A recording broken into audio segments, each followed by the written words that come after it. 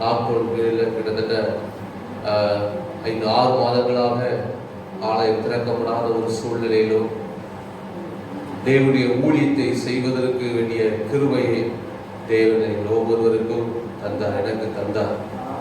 அது மாத்திரமல்ல, இந்த லாக்டவுன் இந்த நேரத்தில் சரீரத்தில் சுகவீனமாக இருந்தோம். நானும் சுகவீனமாக இருந்தேன், குடும்பத்தில் எல்லாரும் சுகவீனமாக இருந்தோம். கர்த்தர் தாமே எங்களுக்கு இறங்கி நல்ல சுகத்தை தந்து பலனை தந்து எங்கள் தேவைகளை சந்தித்து இந்த வருஷத்தில் கர்த்தர் அற்புதமாக நடத்தி கொண்டு வந்திருக்கிறார். மற்ற வருடங்களைப் போல எதிர்பார்த்த அளவிற்கு பெரிய காரியங்கள் ஊழியத்தில் இல்லாவிட்டாலும் இப்படி நெருக்கமான இந்த சூழ்நிலை, நெருக்கமான இந்த காலகட்டத்தில் தேவன் நடத்தின விதம், தேவன் செய்த காரியம் அது மறக்கவே முடியாது. கர்த்தர் அவ்வளவு நன்மைகளை, அற்புதங்களை வாழ்க்கையை செய்திருக்கிறார். அதற்காக ஆண்டவரை நாம் துதிக்கிறோம். ஊழியத்திலும் தேவன் அற்புதம் நடத்தி கொண்டு வருகிற எல்லாத்துக்கும் கர்த்தரை துதிக்கிறோம். தொடர்ந்து கர்த்தருடைய நாமத்தை பாடி மகிமைப்படுத்துவோம்.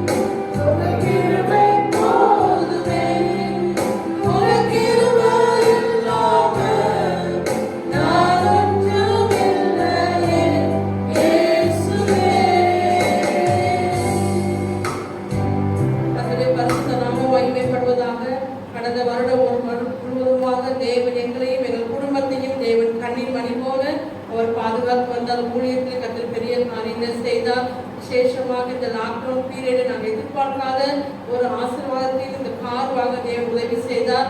நாங்கள் எங்கள் அக்கா மகள் திருமணத்துக்காக நாங்கள் பிரயாணப்படும் பொழுது சில கலக்கங்கள் இருந்தது. ஏன்னா வாங்கி 1 மாதம் தான் ஆகுது. பாஸ்டருக்கு ட்ரை பண்ணி அவ்வளோ பழக்கம் இல்லை. ஆனாலும் ஜெபம் பண்ணோம். கர்த்தர் வசனத்தை கொடுத்தார். முதல் போக்கையும் வரத்தையும் முதல் என்றென்றைக்கும் காப்பேன் என்று கர்த்தர் வசனத்தை கொடுத்தார்.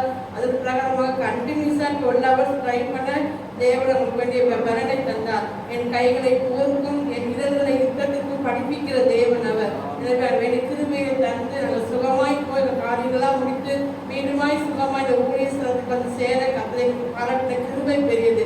எத்தனையோ நல்ல பழக்கமான டிரைவர்ஸ் தான் போக எவ்வளோ ஆக்சிடென்ட் ஆயிருந்தது. ஆனாலும் அவருடைய கிருபை எங்கள் மேலே இருந்தனால நாங்கள் சுகத்தோடு பலத்தோடு போய் வர தேவன் கிருபை செய்தார். கர்த்தர் செய்த நன்மைக்காக அவருக்கு நான் நன்றி செலுத்துகிறேன். கர்த்தருடைய பரிசுத்த நாமம் மகிமைப்படுவதாக. அடிமை இந்த நாளில் சாட்சியாக இருக்கிற தேவனை நன்றியோடு துதிக்கிறேன். இந்த ஆண்டு முழுவதுமாய் அடிமை பிள்ளைகள் மருமக்கள் பேத்திமார்களையும் ஆண்டவர் கன்னிமணி போல காத்த கிருபைகளுக்காய் என் தேவனை கொடான கொடி நன்றி செலுத்துகிறேன். இந்த பயங்கரமான அந்த விஷக்கிருமிகள் நடமாடினாத அந்த நாட்களிலே இந்த கொள்ளை நோயில் இருந்து எங்கள் ஒவ்வொருவரையும் தப்பிவிட்ட தேவனே, எல்லா விசுவாசையும் தப்பிவிட்ட தேவனை நன்றியோடு துதிக்கிறோம். அது மாத்திரமல்ல, நான் வருஷ ஆரம்பத்தில் தீர்மானம் எடுப்போம். அதில் நான் முக்கியமாக எடுக்கிற ஒரு தீர்மானம், ஆண்டவரே இந்த ஆண்டு முழுவதுமா எனக்கு ஜீவன் இருந்தால் உங்களுடைய ஆராதனை நான் ஒரு நாள் கூட நான் இழந்து போயிடக்கூடாதப்பா. இந்த ஆராதனை நேரத்தில் என்னுடைய சட்டத்தில் எந்த பலனும் தாக்கி ஆராதனை நான் இழந்து போகாதபடி எனக்கு இந்த ஆண்டு முழுவதும் ஜீவன் இருந்தால் நான் எப்படியாவது ஆலயத்தில் வந்து ஆராதிக்க எனக்கு கிருபை தாங்கப்பா என்று நான் அதில் தீர்மானம் எடுக்கிறது உண்டு. அதே போல் இந்த வருஷத்திலும் நான் எடுத்தேன். ஆனால் இந்த லாக்டவுன் நேரத்தில் சரியாக என்னை மூத்த மகள் வீட்டுக்கு ஆண்டவர் கொண்டு போனார். நான் அந்த ஆலயத்தில் 5 மாதங்களாக ஒரு வாரம் கூட விடாதபடி என் தேவன் ஆராதிக்க உதவி செஞ்சாங்க.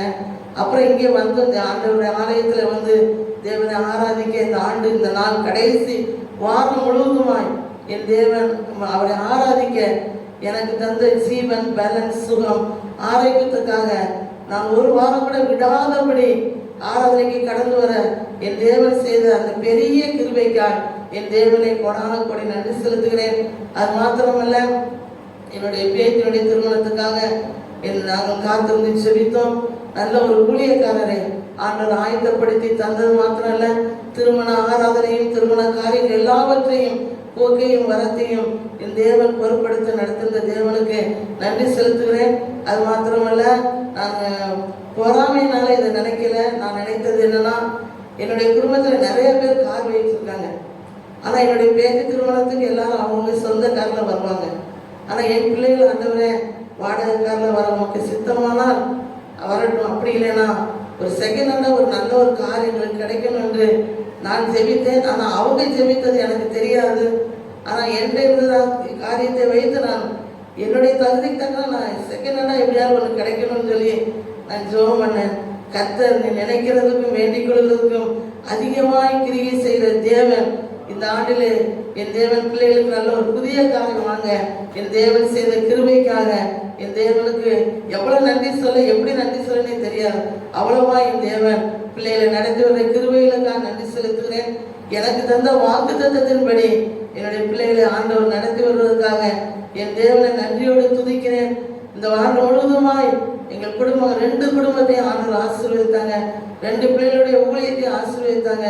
ஊழிய பாதையில் எத்தனையோ போராட்டங்கள் எத்தனையோ பிரச்சனைகள் வந்தாலும் என் தேவன் அதில் நிலைநிறுத்த கொடுத்த கிருபைகளுக்காக என் தேவனை நன்றியோடு துதிக்கிறேன். இந்த புதிய ஆண்டிலும் கர்த்தர் பிள்ளைகளை வல்லமையா எடுத்து பயன்படுத்த முடியாத 2 பிள்ளைகளுடைய ஊழியங்களையும் தேவன் ஆசீர்வதிக்க முடியாத அநேக புதிய ஆத்துமாக்கள் சபையிலே கடந்து வந்து தேவனை மகிமைப்படுத்தக்கூடிய அளவுக்கு 1000 ஜனங்களுக்கு பிரயோஜனம் உள்ள பாத்திரமாய் பிள்ளைகளை எடுத்து உபயோகப்படுத்த முடியாத சபையாராய் நீங்கள் ஜெபிக்கும்படி கேட்டுக்கொள்கிறேன்.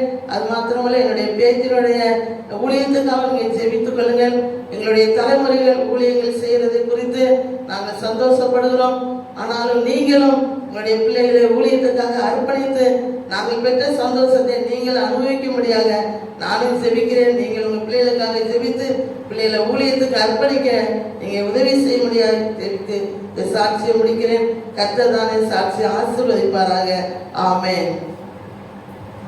கர்த்தருடைய பரிசுத்த நாமம் மகிமைப்படுவதாக. நான் இந்த வருஷம் ஸ்டார்ட் ஆன உடனே 2020 அப்படின்னும் போது ஒரு பார்க்கவே சந்தோஷமா இருந்ததுனால சரி இந்த இயர் ரொம்ப சந்தோஷமா இருக்கும் இருக்கிற வருஷத்தை விட அப்படின்னு சொல்லி நான் நினச்சிட்டேன். ஆனால் வருஷம் ஸ்டார்ட் ஆச்சு 2 மாதம் நல்லா தான் போச்சு. 3rd மந்த் வந்தது 21st வரைக்கும் நல்லா போச்சு. 21st லாக்டவுன் அப்படின்னு வந்துச்சு. சரி நானும் எதுக்கோ அப்படின்னு விட்டுட்டேன். ஸ்கூல் அப்புறமா லாக்டவுன் ஸ்டார்ட் ஆனதுக்கப்புறம் 1 மந்த்தில் திறந்துருவாங்க, 2 மந்த்தில் திறந்துருவாங்க. பார்த்தா ஸ்கூலு இன்னும் வரைக்குமே ஓப்பன் ஆகல. அப்போ நான் நினச்சேன் ஸ்டடீஸ் அவ்வளோதான் போல அப்படின்னு நினச்சேன். ஆனால் ஏசப்பா போன வருஷமே என்ன பண்ணாங்கன்னா என்னை 9th ஸ்டாண்டர்டு 10th நான் படிக்கிறதுக்கு உதவி செஞ்சாங்க. அப்போ நான் யோசிக்கல எதுக்காக நம்ம 10th படிக்கிறோம், 9th தானே ஸ்டாண்டர்ட் நமக்கு அப்படின்னு நான் நிறைய யோசிச்சிருக்கேன். ஆனால் இந்த வருஷம் தான் எனக்கு தெரிஞ்சது எதனால ஏசப்பா போன வருஷம் என்னை 10th படிக்க வச்சாங்க அப்படின்றது.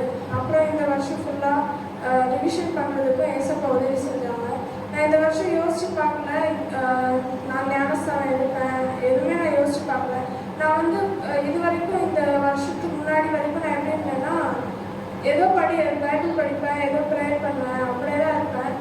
வீட்லேயும் சொல்லுவாங்க இன்னும் நீ நல்லா ப்ரேயர் பண்ணணும், இன்னும் ஏசுக்காக்குள்ள வரணும் அப்படின்னு. எனக்கு அவங்க சொல்லும் போதெல்லாம் அவ்வளோ புரியாது. ஆனால் லாக்டவுன் ஸ்டார்ட் ஆனதுக்கப்புறம் எப்போ நான் நல்லா ப்ரேயர் பண்ணணும் எனக்குள்ளே ஒரு சந்தோஷமாக யார் முன்னெல்லாம் யார் திட்டினாலும் உடனே அழணும்னு தான் தோணும். இப்போ அழணும் அப்படிலாம் தோணல, திட்டினா அது ஒரு சந்தோஷமாக இருந்தது. ஏன்னா நம்ம இது பண்ணுறதுக்கு கரெக்ட் பண்ணுறதுக்கு தானே திட்டுறாங்க அப்படின்னு தோணுது. ப்ரேயர் பண்ணுறதுனாலையும் பைபிள் படிக்கிறதுனாலையும் நிறைய நான் டிஃப்ரென்ஸ் ஃபீல் பண்ணேன். ரொம்ப நான் இத்தனை வருஷத்துல இருந்ததை விட இந்த வருஷம் நான் எதிர்பார்த்த வரை ஏசப்பா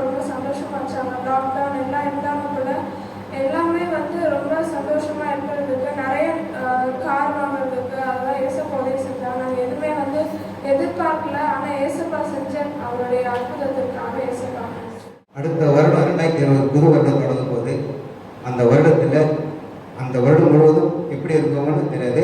ஆனால் ஆண்டவர் எனக்கு வெளிப்படுத்துகிறாரு. அந்த வருடத்தில் அநேக உபத்திரம் துன்பங்கள் வரும்னு சொல்லி ஆண்டவர் வெளிப்படுத்திருக்கிறாரு. அதுக்காக நம்ம பிரியாசத்தோடு ஜெபிக்கணும் அப்படின்னு சொன்னார். அவர் சொல்லி 3 மாதம் கழித்தவொடனே அந்த உபத்திரம் ஸ்டார்ட் ஆகிடுச்சு. இந்த 2020 3ஆம் மாதம் கொரோனா வைரஸ் வந்து உலகம் முழுவதுமே செய்து உங்களுக்கெல்லாம் தெரியும். அதை நான் சொல்லிட்டு வருது இல்லை.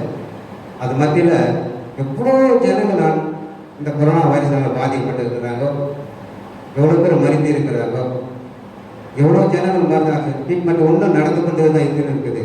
அது மத்தியில் ஆண்டவர் நம்மளை ஜீவனோடு வைத்திருக்கிறாரு. அந்த 3 மாதம் பாஸ்டர் வந்து பாஸ்டர் மட்டும் இல்லை, சாமத்தில் எல்லா பாஸ்டர்களும் சேர்ந்து சபை கூடுதல் விட்டு விடுவாங்களோ, சபை மூடிக்கொண்டு இருக்குதோடு ரொம்ப பிரியாசத்தோடு இருக்கும்போது சாபனத்தில் எல்லோரும் பேசி எல்லா ஜனங்களும் ஆண்டவர் வார்த்தை கேட்கணும் அப்படின்ற ஒரு கருத்தான எல்லா பாஸ்டரெலாம் சேர்ந்து ஜெபித்து எப்படி எங்களுக்கெல்லாம் போய் வார்த்தைகளை போவதுன்னு சொல்லி தெரிவிப்பது. அப்போ கான்ஃபரன்ஸ் கால் மூலியமா, யூடியூப் மூலியமா, ஃபேஸ்புக் மூலியமா எல்லா ஜனங்களுக்கும் வார்த்தைகளை ஆண்டவர்களும் பாஸ்டர் இவங்களும் பேசி வார்த்தைகளை எல்லாரும் வெளிப்படுத்தினாங்க. ஆண்டவருக்கு ஸ்தோத்திரம். அந்த 3ஆம் மாதத்துலேருந்து 5ஆம் மாதம் வரை நாங்கள் கான்ஃபரன்ஸ் கால் ஈவினிங்கெல்லாம் நாங்கள் வார்த்தைகளை கேட்டுகிட்டே இருந்தோம். அப்படிங்கிற நேரத்தில் வாங்கினாங்கல்ல ஒரு சகோதரன் நிறையா சாட்சி இருக்குது. ஆனால் சாட்சி சொல்கிறதுக்கு போக டைம் இல்லை. ஆனால் ஒரு சாட்சி மட்டும் நான் பங்கு பெறுறேன். வாங்கினாங்க பஞ்சாயத்தில் ராஜான்றவர் உடம்பு சரியில்லாத இருந்தார். அவர் ரொம்ப நாள் உடம்பு சரியில்லை படுத்துக்க நமக்கு தெரியாது. ஒரு நாள் நான் எங்கள் அக்கா வீட்டில் போய் சாப்பிட்டு படுத்துட்டு இருந்தேன்.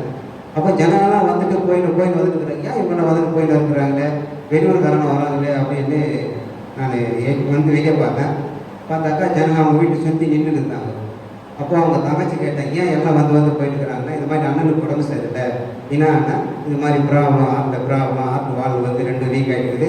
சிஎம்ஸ் ஹாஸ்பிட்டலில் இட்டு வராங்க. அவங்க வந்து அவங்க அனுப்பிச்சிட்டாங்க. 2 வால்வும் டேமேஜ் ஆகிடுது, வச்சுட்டு வேஸ்ட்டு முடிஞ்சாலும் நீ வீட்டுக்கிட்டு போயிட்டு பார்த்துங்க அப்படின்னு சொல்லி அனுப்பிட்டாங்க. அப்போ எல்லாருமே வந்து அவர் என்ன சாப்பிட்டாலும் எல்லாம் வாங்கிட்டாரு, பாலை கொடுத்தாலும் வாங்கிட்டாரு. எல்லாருமே அவங்க உறவினர்கள்லாம் வந்து பார்த்துட்டு சொல்லுவாங்க. அப்போ எனக்கு நடப்பான அந்த வார்த்தை கேட்டு நான் திருப்பி வீட்டுக்கு போயிட்டேன். வீட்டுக்கு போயிட்டு திருப்பி காரி வீட்டில் படுத்துட்டு சொல்ல திருப்பி எனக்கு ஒரு தூண்டுதல் என்னன்னாக்கா, நீ அவருக்காக போய் ஜெபின்னு ஒரு மனசாட்சி சொல்கிற மாதிரி இருக்கும். திரும்பி நான் ஏந்து வெளியே வந்து படிக்கட்டில் உட்காந்துட்டு அவங்க தங்கச்சி கூப்பிட்டு இந்த மாதிரி நான் உங்கள் அண்ணனுக்கு ஜெபிக்கணுமா அப்படின்னு கேட்டேன். ஜெபிங்க அதெல்லாம் இருக்குது, நாங்களாம் எல்லாம் கடவுள் வந்து தான் நாங்கள் நேசிக்கணும் அப்படின்னு சொன்னேன். சரி நம்ம ஒருத்தராக போய் ஜெபிச்சா நல்லா இருக்குது, சகோதரர்களை கூப்பிட்டு போகலாம் அப்படின்னு சொல்லிட்டு உன்னுடைய அப்பா பத்தி எல்லாம் 4 பேரும் போயிட்டு அன்றைக்கி மாலை அவருக்காக ஜெபித்தோம். ஆனால் படுத்த படிக்கிறாரு, பாலம் மட்டும் போயின்னு இருக்குது. ஆனால் மற்றபடி அந்த ஆகாரமும் அவர் புசிக்குது. அன்றைக்கி சாயந்தரமாக அவர் வீட்டுக்கு போய் நாங்கள் ஜெபிச்சுட்டு வந்தோம். நாங்கள் எதுவும் கேட்கல, ஆல்ரெடி எல்லாரும் அவங்க விஷயத்தான் சொல்லிட்டாங்க. ஒருத்தர் பெருநேரம் சொல்ல அவங்க மேலே கேள்விப்பட்டு அவங்களுக்கு வேதனை உண்டாக்கும், திருப்பி பையன் அவங்களுக்கு அதிகமாக ஆகிடும் அப்படின்றதுனால எதுவும் நான் கேட்கவே இல்லை. சரி நான் அன்றைக்கி ஜெபிச்சுட்டு வந்தோம். தொடர்ந்து 4 நாள் அவருக்காக ஜெபித்தோம். 5ஆவது நாள் ஃபைனலாக ஜெபிச்சுட்டு பார்த்தோம். ஆண்டவரை பற்றி அவருக்கு சொன்னோம். அவர் சொன்னோடனே ஃபஸ்ட் நாள் வந்து ஜெபிச்சுட்டு சொல்ல சாப்பிடாது வந்துட்டு வெளியே அதிகாலை 3 மணிக்கு கழிச்சு எனக்கு பசி எடுக்குது, எதனா கஞ்சி இருந்தால் கொடுங்க அப்படின்னு கேட்டுக்கிறாரு. சரி அவங்க கஞ்சி மிக்சியில் போட்டு கஞ்சி கட்டுறாங்க. திருப்பி 6 மணிக்கு எனக்கு பசி எடுக்குது, எனக்கு சாப்பிட இருந்தால் கொடுங்கன்னா அப்போது திருப்பி அதே மாதிரி கஞ்சி கடிச்சு கொடுத்துறாங்க. மறாவது நாள் காலையில் எனக்கு 10 மணிக்கெல்லாம் பசி எடுக்குது அப்படின்னு திருப்பி அவங்க வந்து இட்லி வந்து மிக்சியில் போட்டு திருப்பி கூழ் மாதிரி கொடுத்துருக்குறாங்க. திருப்பி சாயந்தரமாக வந்து எனக்கு பசி எடுக்குதுன்னு சொன்னால் சாதம் கொடுத்துருக்குறாங்க. 3ஆவது நாள் உட்காந்து 2வது ஃபஸ்ட் நாள் உட்காந்து படுத்துட்டு இருந்தார். 2வது நாள் ஏந்து உட்காண்டாரு. 3ஆவது நாள் நடக்கிறாரு. 4ஆவது நாள் ஜனங்களெல்லாம் போகிறாரு, எல்லார்கிட்ட பேசுகிறாரு. 5ஆவது நாள் தெருவுக்குள்ளே வாக்கிங் போயிட்டு வர்றாரு. 5ஆவது நாள் வந்து நாங்கள் வந்துன்னா ஆண்டவர் நாங்கள் அவருக்கு சகோதரன் நாங்கள் எல்லோரும் கேட்டோம், நான் உங்களுக்கு எப்படி இருக்குதான் இப்போ நான் எப்போ நல்லா இருக்குதுப்பா, அந்த பெயினெல்லாம் எனக்கு லெஃப்ட் சைடில் அப்படின்னு எந்த பெயின் வலியெல்லாம் இல்லை, ஆனால் நல்லா ரொம்ப நல்லா இருக்குதுன்னு சொன்னார். ஆண்டவர் உங்களுக்கு சுகத்தை கொடுத்தாருன்னா நீ விசுவாசிக்கிறேன்னா கண்டிப்பாக விசுவாசிக்கப்பா, நான் இப்போன்றதெல்லாம் எனக்கு சின்ன வயசுலேருந்தே எனக்கு ஏசா பண்ண ரொம்ப பிடிக்கும் அப்படின்னு சொன்னேன். அப்புறம் அவங்க குடும்பத்தில் இருக்கிறவங்கலாம் வந்து எங்ககிட்ட கண்ணீர் விட்டு அழுதாங்க. டாக்டரே எங்களை கைவிட்டாங்க, 2 வால்வும் டேமேஜ் ஆகிடுச்சுன்னு சொன்னாங்க. ஆனால் நாங்கள் இவர் மருத்துவ இருந்தோம், நாங்கள் ரொம்ப எல்லாருமே வேதனையோடு இருந்தோம். ஆனால் உங்களோட நாமத்தில் நீங்கள் வந்து இயேசு நாமத்தில் அவருக்கு ஜெபிச்சதுனால அவருக்கு ஆண்டவர் ரொம்ப சுகத்தைப்படுத்தாரு அப்படின்னு சொன்னார். அதுக்கு பிற்பாடு அவர் வந்து செவிலில் வந்து அவர் சாட்சி சொல்கிற மாதிரி பாஸ்டி என்கிட்ட சொன்னார். அவர் வந்து சாட்சியாக சொன்னார். அவர் மாத்திரம் இல்லை, இன்னும் அநேக பேர் நாங்கள் சந்தித்தோம். அந்த நிறைய பேர் சத்தியத்தில் இவருடைய சாட்சி முக்கியமான சாட்சியாக இருந்தது. ஏன்னா ஆப்பில் 2 வாழ்க்கை போயிடுச்சுன்னா ஊர் வாழ்றதே மிக கடினமான வாழ்க்கை. அப்படி இருந்து கூட எங்கள் ஜபத்தை ஆண்டவர் கேட்டு அவருக்கு சுகத்தை கொடுத்தாரு. அதுக்காக ஆண்டவருக்கு எத்தனையோ உபத்திரங்கள் போராட்டங்கள் வந்தாலும், எத்தனை பிரச்சனைகள் வந்தாலும், கடன் பிரச்சனை, எத்தனையோ பிரச்சனைகள் வந்தாலும், இந்த வருஷம் முழுதும் எத்தனையோ பிரச்சனைகள் ஆபத்து விபத்துலேருந்து ஆபத்துகளை பாதுகாத்து பண்ணிட்டாங்க. இப்போ குடும்பமான என்று சாட்சி சொல்லணும்னு நினைச்சேன். போன வருஷத்துல என் பையனுக்கு கல்யாணம் நடந்து இந்த வருஷம் நம்ம குடும்பமான என்று சாட்சி சொல்லணும்னு நினைச்சேன். ஆனாலும் இந்த வருஷத்துல ஒரு சந்தோஷமே யாருக்குமே இல்லாத ஒரு நிலை ஆயிடுச்சு. ஆண்டவர் ஒவ்வொரு நாளும் ஒவ்வொரு அடியை எடுத்து வைக்கும் எங்களை எத்தனையோ பிரச்சனை எத்தனையோ ஆபத்து எங்களை பாதுகாத்து வழிநடத்துகிறாங்க. இந்த கொரோனா வைரஸ் கூட நாங்கள் எல்லாருக்காக ஜெபிக்கும் போது எங்கள் வீட்டில் நிறைய பிள்ளைங்க இருக்குது. சிறுசப்பா பிள்ளைங்களுக்கு கூட இந்த வியாதி எதுவும் வரக்கூடாது, உன் நாமத்தினால பிள்ளைங்களுக்கு எந்த ஒரு வியாதி தொடக்கூடாது. ஒவ்வொரு நாளும் எங்கள் பிள்ளைங்களுக்காக இல்லை மற்றவங்களுக்காக நாங்கள் ஜெபிக்குவோம். இந்த கொரோனா வைரஸோட சபைக்காகவும் ஜெபிக்குவோம், பாசமாகவும் குடும்பத்தாருக்கும் ஜெபிக்குவோம். ஆண்டவரை யாருக்கும் நம்ம சபையில் இருக்கிறவங்க ஒருத்தர் கூட இந்த வியாதி தொடக்கூடாது, ஒருத்தரும் மறித்தும் போகக்கூடாது. ஆண்டவரை எத்தனையோ சபைக்கு மூடி போயிட்டு இருக்குது, எத்தனையோ பாசங்களுக்கு எத்தனையோ வியாதி வந்துருக்குது, எவ்வளோ பேர் மறித்து போயிட்டாங்க. ஆனாலும் இந்த ஆலயத்துக்கு ஒருத்தனே அந்த வியாதி தொடக்கூடாது, பாசமாக குடும்பத்துக்கு தொடக்கூடாது. இருக்கிறது சாட்சி சொல்கிற பிள்ளைங்க இந்த ஆலயத்துக்கு எந்த பிள்ளைங்களுக்கு எந்த ஒரு வியாதி வரக்கூடாது. இது நாங்கள் ஒரு சாட்சியாக நாங்கள் சொல்லணும் ஆண்டவர்கள் ஒவ்வொரு நாளும் சொல்லியிருக்கோம். அதே போல இந்த சபையில் ஆளுக்கு பாதுகாத்து வழிநடத்த தன் கோழி சட்டைகளை குஞ்சியை மறைத்து மூடி மறைப்பதை போல இந்த கூடாரத்தை ஆண்டவர் மூடி மறைத்து கொண்டார். யாருமே அந்த ஒரு ஆபத்தினால படிக்க வேலை எடுத்து பாதுகாத்தார். அதுக்காக போடான சொல்றோம். இந்த கஷ்டம் மத்தியில் கூட இந்த கொரோனா வைரஸ்ல கூட ஆண்டவர் எங்களுக்கு எந்த ஒரு குறையில்லாத படிக்க சாப்பிட்றதுக்கு உணவும் எந்த ஒரு கஷ்டங்கள் இல்லாத படிக்க ஜனங்கள் எவ்வளோ வரிகள் இருக்கிறாங்க. ஆனாலும் ஆண்டவர் எல்லாவற்றையும் எங்களை பாதுகாத்து வழி நடத்தினார். அதுக்காக போனான ஒரு எங்கள் அக்ஷயாவுக்கு கன்சீவாக இருந்துச்சு கன்ஃபார்ம் பண்ணாங்க டாக்டர். அப்போ நான் ஆண்டுகிட்ட பொருத்தனை பண்ணி ஜெபம் பண்ண ஆண்டவரே நான் மகளை ஒரு இந்து ஃபேமிலியில் கொடுத்துருக்குறேன். ஆனாலும் கூட ஆண்டவரே இந்த குழந்தை பிறக்கும்போது ஆண்டவர் உமக்கு சித்தமுள்ள பிள்ளையாக பிறக்கணும் சாமின்னு நான் பொருத்தனை வச்சு ஜெபம் பண்ண அக்ஷயாவுக்கும் சொல்லி கொடுத்தேன். ஒவ்வொரு நாளும் வயிற்று மேலே கை வச்சு ஆண்டுகிட்ட ஒப்பு கொடுத்துட்டு ஜெபம் பண்ணணும்.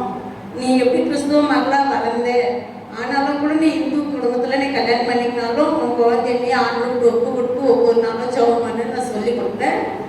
அக்ஷயாவும் அந்த மாதிரி ஜெபம் பண்ணி வந்துச்சு.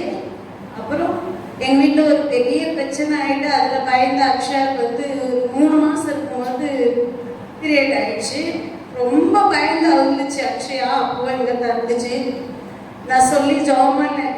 ஆண்டவரே நான் ஆரம்பத்துலேயும் உங்ககிட்ட ஒப்பு கொடுத்துனேன். ஆண்டவரே யார் மத்தியிலும் என் குழந்தைங்க வேதனை படக்கூடாது சாமி, உமக்கு சித்தம்னா அந்த குழந்தை ஆரோக்கியமாக இருக்கணும், நாங்கள் போய் ஸ்கேன் பண்ணி பார்க்குறோன்னு சொல்லி உடனே ஜெபம் பண்ணிட்டு நான் அக்ஷயா அனுப்பி வச்சேன். அக்ஷயா நீ போ, உன் குழந்தைக்கு எதுவும் ஆகாது, அது ஆண்டவர் கொடுத்த கிஃப்ட், உனக்கு எந்த ஒரு பயமும் உனக்கு வேணா, நீ போய் ஸ்கேன் பண்ணி பாருன்னு சொல்லிட்டு அனுப்புனேன்.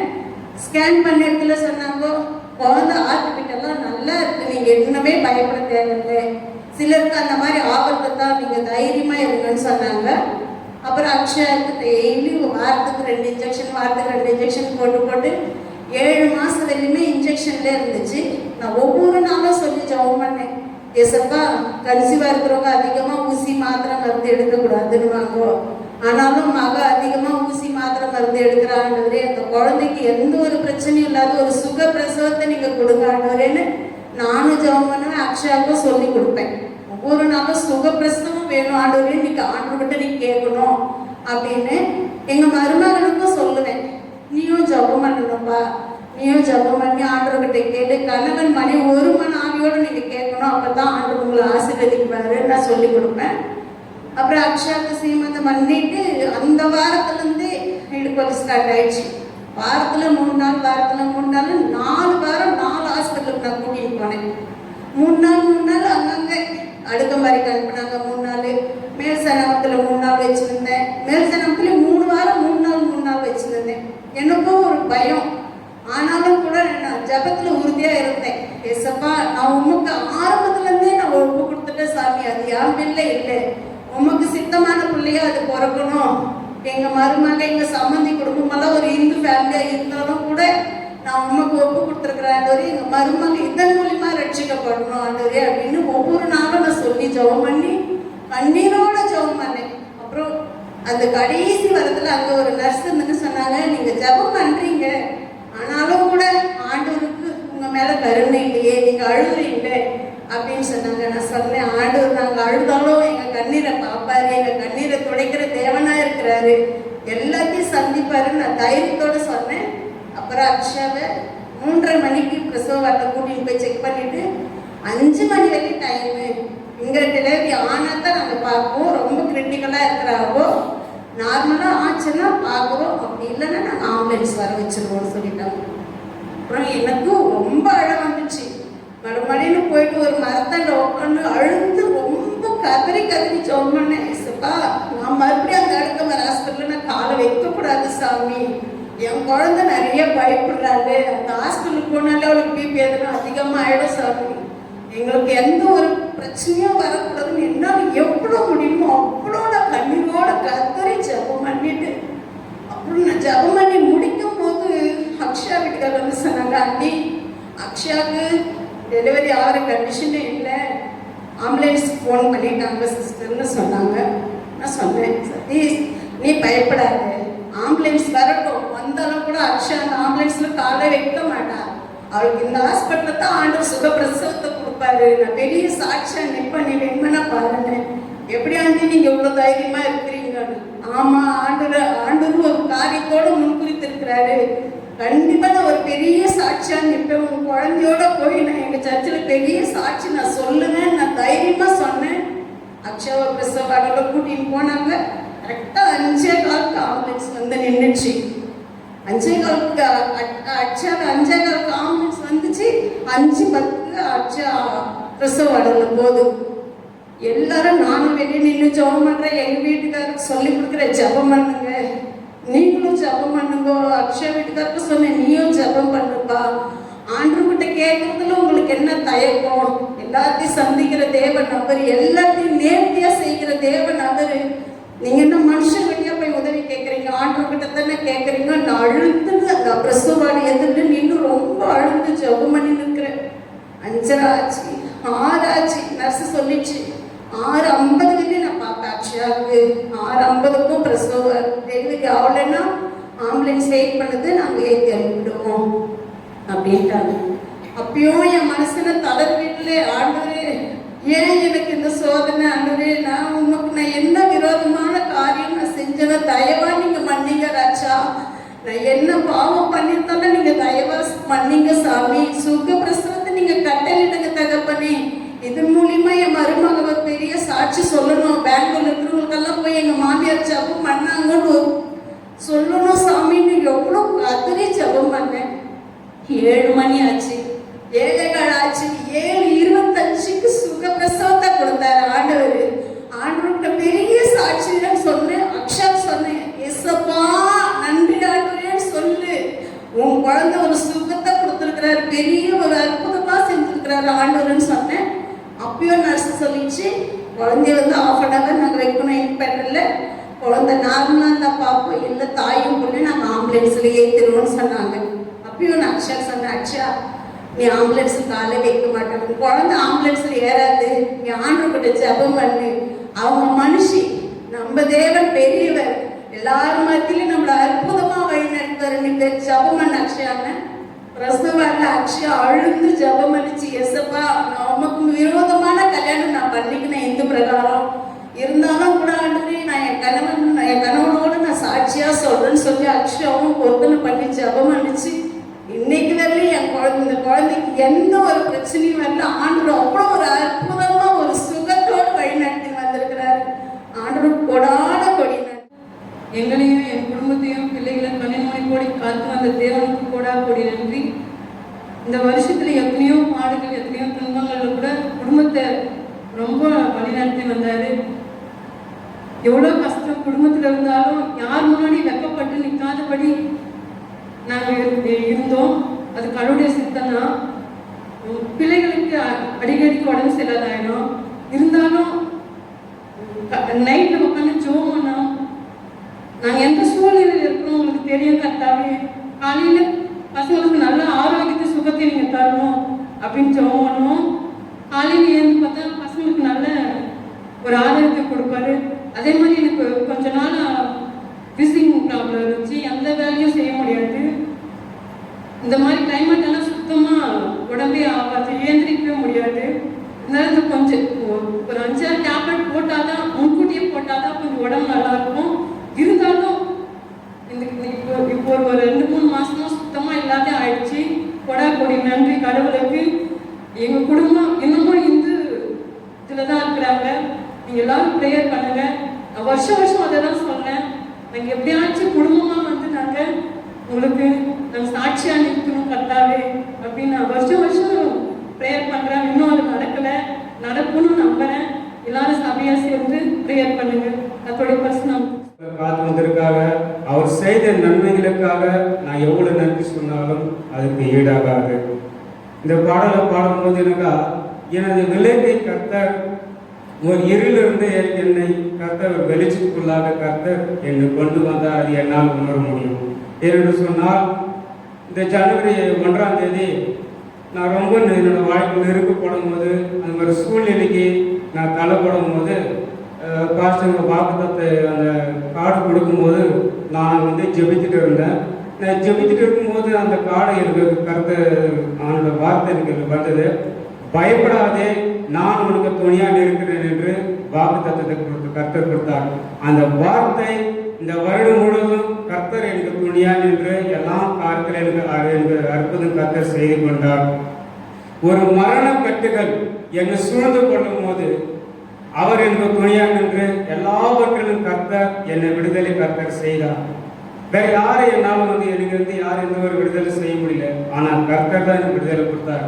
ஏனென்று சொன்னால் சில நேரங்களில் என்னால் ஜெபம் செய்ய முடியாத சூழ்நிலைக்கு நான் தள்ளப்பட்ட ஒரு போராட்டம் நெருக்கடி சூழ்நிலை வரும்போது, அந்த ஜெபம்லாம் பண்ண முடியாத சூழ்நிலை இருக்கும்போது அப்பொழுது கூட அவர் கர்த்தர் தான் எனக்கு துணையாக வந்து நின்றார்.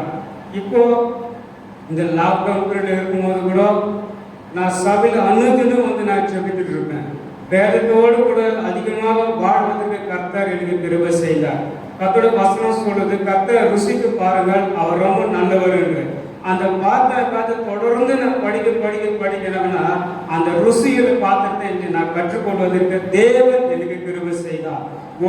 எனக்குள்ள புதிய மாற்றத்தை எனக்கு கொடுத்தார். எல்லா கட்டுகளிலிருந்து எல்லா கர்த்தருக்கு விடுதலை கொடுக்க அவர் போதுமானதாக இருந்தார். அவர் செய்த நன்மைகள் எவ்வளவு நன்றி சொன்னாலும் அதுக்கு நான் தகுதியாக இல்லை. அவரை தேடி நான் போல, அவர் தான் என்னை தேடி வந்தார். என்னோட வாழ்க்கை நிறைய முறை நான் கற்றுக்கொண்ட விஷயம் தான். நான் அவர் விட்டு விலகி போனாலும் ஆனால் ஆண்டவர் என்னை மறுபடியும் என்னை தோழி வைத்து என் தலை நிமிர வைக்கிறதுக்கு கர்த்தர் எனக்கு அநேக காரியங்களை எனக்கு உதவி செய்தார். தொழில்களும் கர்த்தர் எனக்கு நல்ல ஆசீர்வாதமாக நல்ல முன்னேற்றத்தை கர்த்தர் கொடுத்திருக்கிறார். என்னோட சகோதரர்களும் ஒரு வருடம் அந்த ஆக்சிடென்ட் ஒரு வருடம் ஆகிவிட்டது. இந்த வருடம் அந்த ஒரு பிராணாவாதற்கு கர்த்தர் விசேஷமாக வழி நடத்தி, குடும்பத்தை விசேஷமாக வழி நடத்தி கொண்டு வந்தார். எவ்வளோ பேர் தொற்று வியாதிகள் வரும்போது கூட எங்கள் அனைவரையும் கர்த்தர் காத்து வந்ததற்காக அவர் எவ்வளோ நன்றி சொன்னாலும் அதுக்கு ஈடு ஆகவே ஆகாது. கர்த்தரோட பரிசுத்த நாமத்துக்கு சாட்சியாக நிறுத்தினதற்காக அவருக்கு நன்றி செலுத்துகிறோம்.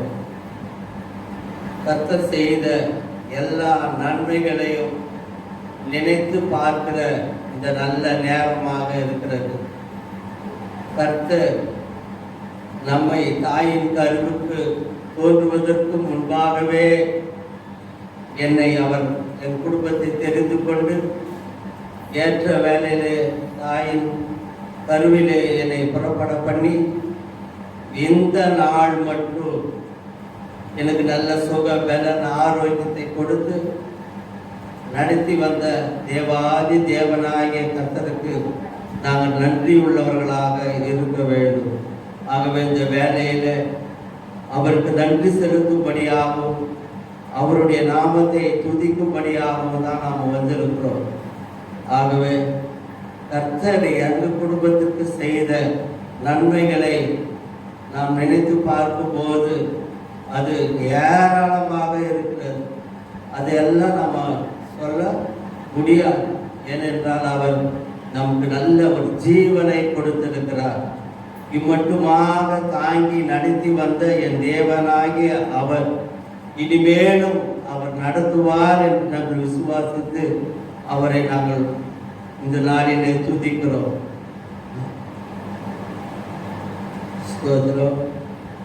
கர்த்தர் என் குடும்பத்தை அவர் தெரிந்து கொண்டு இவ்விதமாக பிள்ளைகளை கொடுத்து இவ்விதமாக அவர் ஆசீர்வதித்து வந்திருக்கிறார்.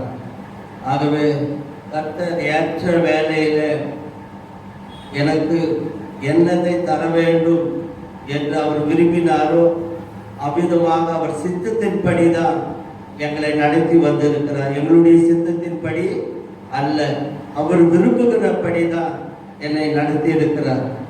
எனக்கு எந்த விதமான சோர்வும் பயந்து கொள்ள நோயானது வந்தும் நம்மை அணுகாமல் நல்ல சுக பலன் ஆரோக்கியத்தோடு கூட அவரை எங்களையும் பிள்ளைகளையும் குடும்பத்தையும் பாதுகாத்த அந்த தயவை எண்ணி பார்த்து அவருக்கு நன்றி செலுத்துகிறோம்.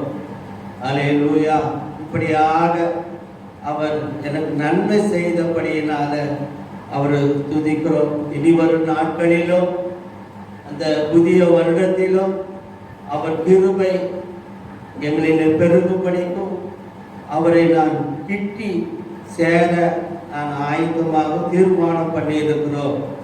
இந்த வருடத்தில் ஆண்டவராகிய அவரை முழு இருதயத்தோடு அவரை நாம் தேடணும். அவர் முழு இருதயத்தோடு தேடும்போது அவர் தென்படுவார் என்று வேதத்தில் வாசித்திருக்கிறார். ஆகவே அவர் தென்படும்படியாகவும் என்னை தொடும்படியாகவும் அப்படிப்பட்டதான சாக்கியத்திற்கு நேராக கடந்து செல்லும்படியாக நாங்கள் தீர்மானித்திருக்கிறோம். இவ்விதமாக கர்த்தருடைய இந்த புதிய வருடத்தில் இன்னும் அவரை அறிகிற அறிவிலும் நாங்கள் வளரணும். அதுக்கு கர்த்தர் தாமே எனக்கு கிருபை செய்வாராக. கர்த்தருடைய பரிசுத்த நாமத்துக்கு ஸ்தோத்திரம். கர்த்தர் அந்த நாளிலும் என்னை என் குடும்பத்தையும் சாட்சியாக நிற்க வைத்திருக்கிற என் தேவனுக்கு கொடான கொடி நன்றி செலுத்துகிறேன். கர்த்தர் அந்த வருடம் முழுவதுமாய் எங்களை கன்னிநேமிகளைப் போல பாதுகாத்த அந்த தேவனுக்கு கொடான கொடி நன்றி. இந்த வருடம் முழுவதுமாய் எத்தனையோ நன்மைகளை எங்கள் குடும்பத்தில் செய்திருக்கிறார். முக்கியமாக இந்த லாக்டவுன் பீரியடில் பார்த்தீங்கன்னா எவ்வளோ பேர் கஷ்டப்பட்டுருக்குறாங்க. ஆனாலும் கர்த்தர் எங்களுக்கு எந்த ஒரு குறை இல்லாமல் நல்லபடியாக போஷிக்க கர்த்தர் உதவி செய்த கிருபைகளுக்காக நன்றி செலுத்துகிறேன்.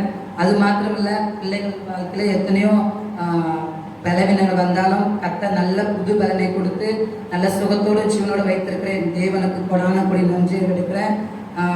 ஒரு போன வாரம் பார்த்தீங்கன்னாக்கா பிரேசிக்கு வந்து 2 பேர் விளையாண்டு இருக்கும்போது அந்த ப்ரெஷருக்கு கண்ணுக்குள்ளே குத்திட்டு இருக்கிறாங்க. கண்ணுலேருந்து ரத்தமாக வடியுது. ஒன்றுமே புரியல எனக்கு. நான் கம்பெனியில் இருக்கும்போது ஃபோன் பண்ணி சொன்னாங்க. ரொம்ப பதட்டமாயிட்டு நான். அதுக்கப்புறம் வந்து பார்த்தாக்கா கண்ணுலேருந்து ரத்தம் வந்துருக்குது. அதுக்கப்புறம் 2:30 மணி இருக்கும். அப்போது நான் ஒரு நிமிஷம் ஜாப் மட்டும் தான் பண்ணேன். நான் ஹாஸ்பிட்டலுக்கு போகிறேன், கண்ணில் எந்த ப்ராப்ளம் இருக்கக்கூடாது அப்படின்னு சொல்லிட்டு நான் ஜாப் மட்டும் ஒரே நிமிஷம் தான் நான் ஜாப் மட்டும் போயிட்டேன். அந்த பதட்டத்தில் என்ன பண்ணுறேன்னு தெரியல, நான் போயிட்டேன். அதுக்கப்புறம் போயிட்டு அந்த ஹாஸ்பிட்டலுக்கு போனாக்கா அவங்க வந்து லஞ்சுக்கு போயிருக்கிறாங்க, இன்னும் 1 ஹவருக்கு மேலே ஆகும் அப்படின்ட்டாங்க. சரி வீட்டுக்கு போயிட்டு வாங்க அப்படின்னாங்க. இல்லை நான் இங்கேயே உட்காந்து வெயிட் பண்ணிட்டு நான் பார்த்துட்டு போகிறோம் அப்படின்னு சொல்லிட்டு உட்காந்து அந்த 1 மணி நேரமாக நான் ஜாப் பண்ணி இருக்கிற சேரில் உட்காந்து. ஆனால் அந்த நேரத்தில் நான் உண்மையாக கடவுளுக்கு தான் நன்றி சொல்லலாம். அந்த 1 மணி நேரம் ஆண்டு அந்த நேரத்தில் நினச்சேன், வந்ததாக்கா சும்மா நான் ஏதோ ஒரு அவங்களை பார்த்துட்டு போயிட்டு இருந்துப்பேன். 1 மணி நேரமாக நான் அந்த ஒரே எந்த பாப்பாவுக்கு எந்த பிரச்சனை இருக்கக்கூடாது, கண்ணில் எந்த ப்ராப்ளம் இருக்கக்கூடாது அப்படின்னு சொல்லிட்டு உட்காந்து ஜாப் பண்ணிட்டுருந்தேன். அதே மாதிரி அந்த டாக்டர் வந்து பார்த்துட்டு கண்ணிலெல்லாம் செக் பண்ணாங்க. செக் பண்ணி பார்த்துட்டு கண்ணுக்குள்ளே எந்த பாதிப்பும் இல்லை, அந்த ஓரத்தில் ரப்பைக்குள்ளே தான் அது பட்டு இருக்கிறதுனால ரத்தம் வடிச்சிருக்குது, உள்ள வெள்ளைக்கருவில் எதுவும் ப்ராப்ளம் இல்லை அப்படின்னாங்க. ஆனால் வெள்ளைக்கருவில் வந்து ரத்தம் கட்டின்னு இருக்குது, அது எதாவது ப்ராப்ளம் ஆகுமா அப்படின்னாக்கா இல்லை அதெல்லாம் ஒன்றும் இல்லை, அந்த எந்த போஸ்ட்டில் வந்து அது கண்ணில் வந்து ரத்தம் கட்டியிருக்குது, என்ன ப்ராப்ளம் இல்லை, நான் கொடுக்குற ட்ராப்ஸ் மட்டும் விடுங்க, 1 வீக்கில் சரியாயிடும் அப்படின்னு சொல்லிட்டு சொன்னாங்க. நான் வீட்டுக்கு வந்து கர்த்தருக்கு நன்றி சொன்னேன். ஆனால் அவங்க 1 வீக் சொன்னாங்க. அது அவங்க சொன்னது இல்லாமல் கர்த்தர் வந்து 2 நாளில் ஃபுல்லாக பூர்ணமாக சுகமாயிடுச்சு. அதுக்காக கடவுளுக்கு கொடான கொடி நன்றி. அந்த பிளட்டு அந்த வெள்ளைக்கருவில் ரத்த கட்டினது 1 வீக்கு மேலே ஆகுது. ட்ராப்ஸ் விட்டாலும் பயப்பட தேவையில்லை அப்படின்னாங்க. ஆனால் கர்த்தருடைய கிருபையில் 2 நாளில் ட்ராப்ஸ் விட்டு 2 நாளில் அது ஃபுல்லாக பூர்ணமாக சுகமாயிடுச்சு. கர்த்தருக்கு கொடான கொடி நன்றி. அது மாத்திரமா எத்தனையோ நன்மைகளை கர்த்தர் எங்களுடைய வாழ்க்கையில செய்திருக்கிறார், எங்கள் குடும்பத்திலே செய்திருக்கிறார். கோழி தன் குஞ்சுகளை தன் சட்டைகள் நிலையிலே மூடி மறைத்தது போல கர்த்தர் எங்கள் குடும்பத்தை அவருடைய நிலையிலே அவருடைய சட்டை நிலைகளை பாதுகாத்து தேவனுக்கு கொடான கொடி நன்றி. யாருக்கு ஸ்தோத்திரத்தை ஏறெடுப்பேன். கர்த்தர் இந்த நாளில் எங்களை சாட்சியாக இருக்கிறதுக்காக அவர் கொடான கொடி நன்றி. வீட்டில் வந்து பார்த்தீங்கன்னா எல்லாருக்குமே அக்காவுக்கு, சாருக்கு, மாமாவுக்கு எல்லாருக்குமே பார்த்தீங்கன்னா கொரோனா வந்துருந்துச்சு. அப்போ நாங்கள் யாருமே இல்லை, வீட்டில் எல்லாரும் ஊரில் இருந்தோம். அப்போ ரொம்ப கஷ்டமாக இருந்துச்சு. நாங்களும் இல்லை, இப்போ ரொம்ப கஷ்டப்பட்டு இருந்தாங்க. சரி என்ன பண்ணுறதுனே தெரியல. அப்போ நாங்கள் கண்ணீரோடு ஆண்டு சமூகத்தை உட்காந்து நானும் கொஞ்சம் பண்ணிகிட்டே இருந்தோம். அவங்களுக்கு வியாதி வந்ததோட பார்த்தீங்கன்னா வியாதி வந்தால் முதல்ல நம்மக்கிட்ட வந்து சமாதானம் தான் வந்து போயிடுதே. ரொம்ப சமாதானமே இல்லை. என்ன ஆகுமோ, எதோ கற்பனை, இப்படி நடந்துருமா அப்படி நடந்துருமா அப்படின்னு சொல்லி எதோ கற்பனை வேற. சரி அந்த காரியத்தை குறித்து ரொம்ப பயந்துட்டே இருந்தோம். அப்போ பயந்துட்டே இருக்கும்போது ஜெபிச்சு ஆண்டு சமூகத்தில் ஜெபிக்கும் போது கர்த்தர் வந்து வாக்குத்தத்தை கொடுத்து வார்த்தை கொடுத்து எங்களை வந்து ஆறுதல் படுத்தி தேய்ச்சி இன்னும் அரண்மனைக்குள்ளே சுகமும் சமாதானம் உண்டாவதாக வார்த்தையை கொடுத்து கர்த்தர் அந்த நாளில் தேய்ச்சி அந்த வார்த்தையை வந்து நிறைவேற்றினார். யாருக்கும் எந்த பிரச்சனையும் இல்லாத கர்த்தர் நல்ல பரிபூர்ண சுகத்தை தந்தாரு. அது மட்டும் இல்லாமல் நாங்கள் அங்கே இருந்தோம்னா அம்மா பார்த்தீங்கன்னா ஏற்கனவே வந்து ரொம்ப சிக்கவங்க. அங்கேருந்து பார்த்தீங்கன்னா முன்னாடி வரலாம் வந்து நாங்கள் ஊருக்கு போனோம். அங்கே இருந்தால் கண்டிப்பாக அவங்களுக்கும் அது இன்ஃபெக்ஷன் ஆகிருக்கும், கண்டிப்பாக கொரோனா வந்திருக்கும்.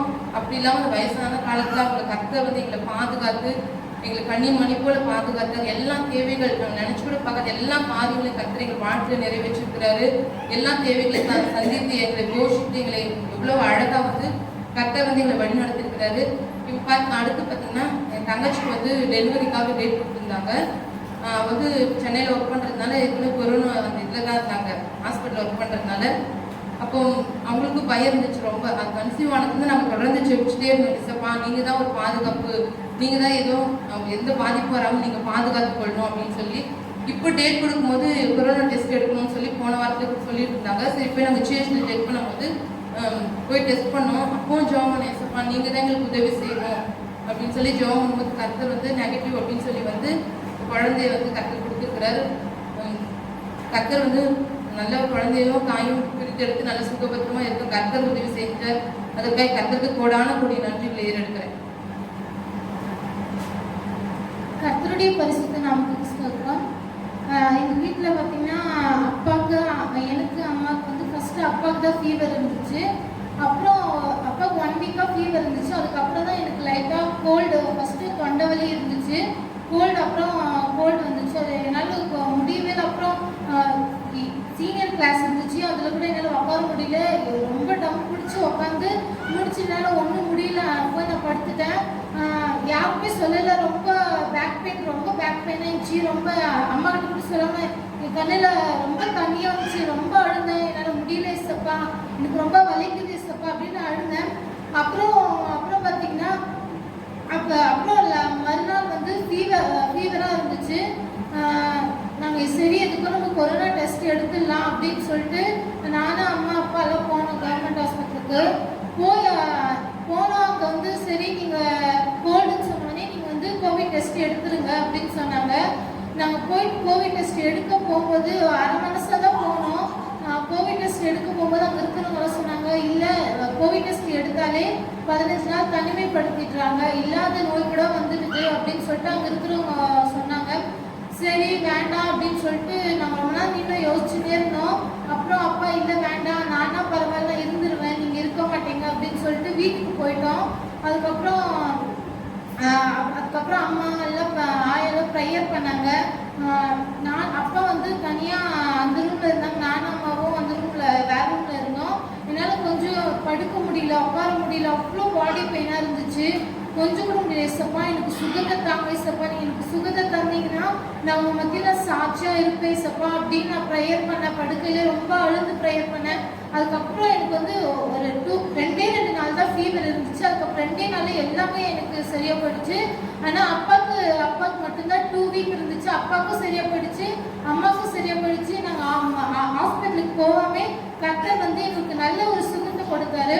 அப்புறம் எங்கள் அண்ணா வந்து மும்பையில் வந்து 3 மந்த் வந்து கோவிட் இதில் ஒர்க் பண்ண போயிருந்தான்.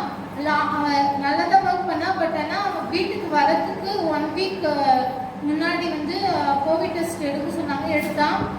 எடுத்தது பார்த்தா பாசிட்டிவ் வந்துருச்சு. அவன் ஃபஸ்ட்டு ஃபோன் பண்ணி சொல்லும் போது எதுவுமே சொல்லலை, பாசிட்டிவ்னு சொல்லவே இல்லை. அதுக்கப்புறம் கொஞ்ச நேரம் கழிச்சு ஃபோன் பண்ணி அம்மாவுக்கு சொன்னேன், இந்த மாதிரி பாசிட்டிவ் வந்துச்சுமா அப்படின்னு சொன்னான். அம்மா வந்து ரொம்ப அழுந்தாங்க. என்ன சொன்னேன், இல்லைம்மா நீ அழுவாதம்மா, அவன் கூட கர்த்தர் இருக்கம்மா, கர்த்தர் வந்து அவனுக்கு சுகத்தை தவிர நீ ப்ரேயர் பண்ணு, அழுதா வந்து சுகம் கர்த்தர் தரமாட்டாருமா, நீ கர்த்தர் சமூகத்தில் போய் ப்ரேயர் பண்ணுமா, கண்டிப்பாக அவன் நல்லா தான் இருப்பான் அப்படின்னு சொன்னேன். அதே மாதிரி பார்த்தீங்கன்னா நாங்கள் ப்ரேயர் பண்ணோம். எல்லாமே ஃபாஸ்ட்டு கூட சொல்லி நாங்கள் ப்ரேயர் பண்ணோம். 1 வீக்லேயே அவன் வந்து வீட்டுக்கு வந்துட்டான். அவன் நல்லா சுகமாக இருக்கிறான். கர்த்தர் வந்து அவனுக்கு சுகத்தை கொடுத்தார். என்னுடைய வாழ்க்கையில் பார்த்தீங்கன்னா நான் வந்து +2 முடிச்சு 1 இயர் ஆகுது. எனக்கு காலேஜ் வந்து எங்கேயுமே அட்மிஷன் கிடைக்கல, எங்கேயும் கோர்ஸ் கிடைக்கல. 1 இயர் வந்து ரொம்ப அப்பாலாம் ரொம்ப திட்டினாங்க. எனக்கு மார்க் கம்மியானதுனால தான் நீ நல்லா படிச்சிருந்தா உனக்கு நல்லா கிடைச்சிருக்குமே அப்படின்னு நிறையா போகிற இடத்துலலாம் திட்டினாங்க. எனக்கு ரொம்ப கஷ்டமாக இருக்கும். ஏசப்பா என்னால் படிக்க முடியாது இந்த வருஷம் அப்படின்னு நான் ரொம்ப அழுந்த ஏசப்பாட்ட. ஏசப்பா எனக்கு வாக்கு கொடுத்தார், நான் நிச்சயப்படி செய்வேன் எனக்கு வாக்கு கொடுத்தார். அதே மாதிரி இந்த வருடத்தில் ஏசப்பா எனக்கு நல்ல காலேஜில் அட்மிஷன் கிடைக்க உதவி செஞ்சாங்க.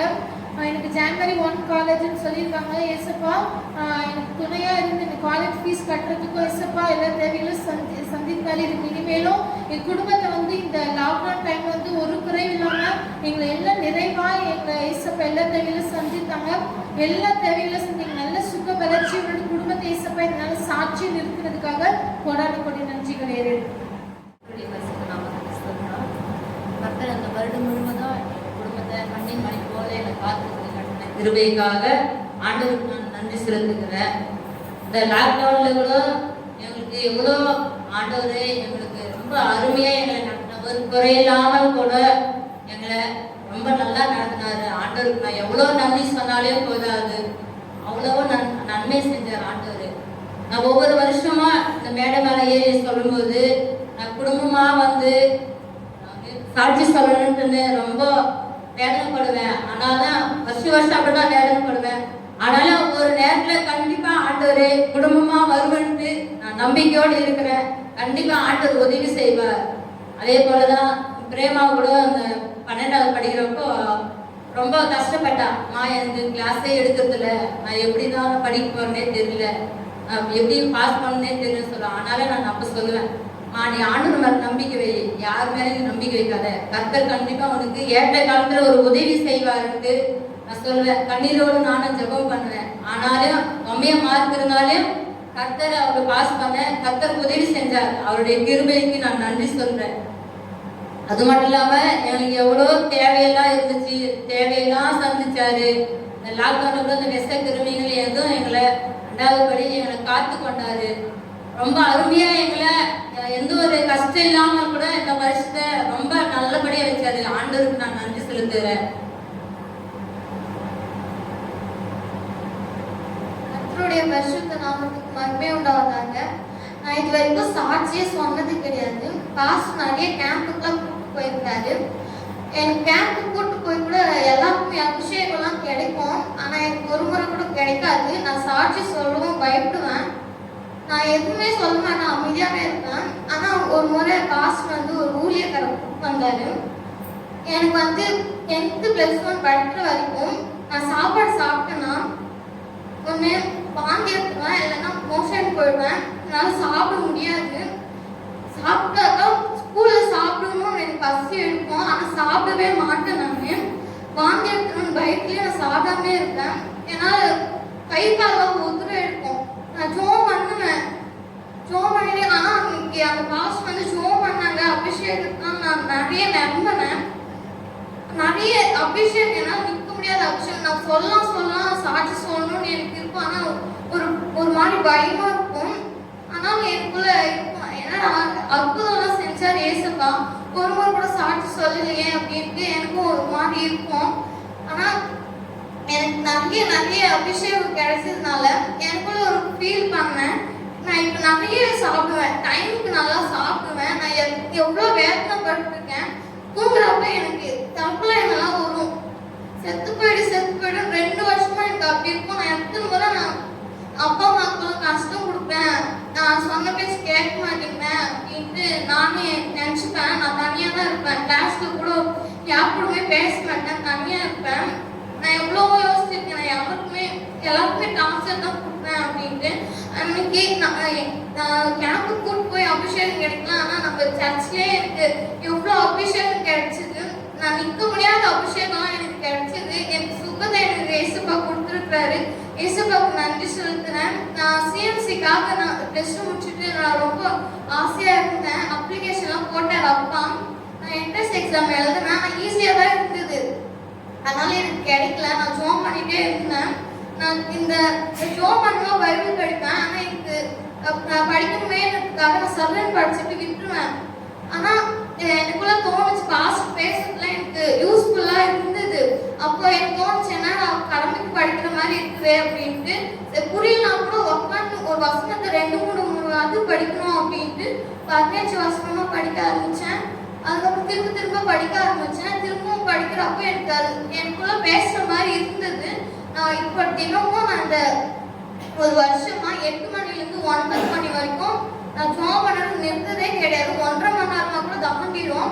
நான் ஜோம் பண்ண ஆரம்பிச்சுன்னா எனக்கு அது ஏதோ யாரும் என் கூட இருக்கிற மாதிரியே இருக்கு. ஏசப்பா என் கூடவே இருக்கிறாரு. ஏசப்பா பாஸ்ட் மூலமா நிறைய வார்த்தை பேசியிருக்கிறாரு. நெருக்க வரும்போது தான் உங்களுக்கு பெருக்குவாரு அப்படின்ட்டு பாஸ்ட் சொல்லியிருக்கிறாரு. நான் எதுக்கு இந்த நெருக்கம்லாம் இந்த வேதனைலாம் எனக்கு இப்பதான் புரியுது. இப்போ எனக்கு கஷ்டப்படணும்னா நான் ஏசப்பா கிட்ட நான் கிட்ட வரேன். எனக்கு எதனா கஷ்டம் இருந்தால் மட்டும்தான் நான் கிட்ட வரேன். அப்பதான் நான் ஃபீல் பண்ணேன் என் பாஸ்ட் ரொம்ப ரொம்ப ரொம்ப யூஸ்ஃபுல்லாக இருக்குது. கர்த்தர் நாமத்துக்கு மகிமை உண்டாக. அது மட்டும் இல்லை, இந்த லாக்டவுன்ல கூட இங்கே சொல்லுவாங்க பக்கத்தில் நம்மளை யாரும் விசாரிக்கல. இவங்க போகிற சர்ச்சில் கூட அவங்க பாஸ்டர் பாரு விசாரிக்கிறாங்க, நீங்கள் எப்படி இருக்கீங்க சிஸ்டர், நீங்கள் வந்துட்டு உங்கள் குடும்பத்தை விசாரிக்கிறாங்கன்ட்டு நிறைய பேர் சொல்லுவாங்க. எங்கள் பாஸ்டர் வந்து விசாரிக்கிறாரா, எங்களை மட்டும் இல்லை ஒவ்வொரு குடும்பத்தை கூட விசாரிக்கிறாரு. அது மட்டும் இல்லை, எங்களுக்காக எல்லாமே ஜெபம் பண்ணுறாருன்னு சொல்லிட்டு நாங்கள் சொல்லுவோம்.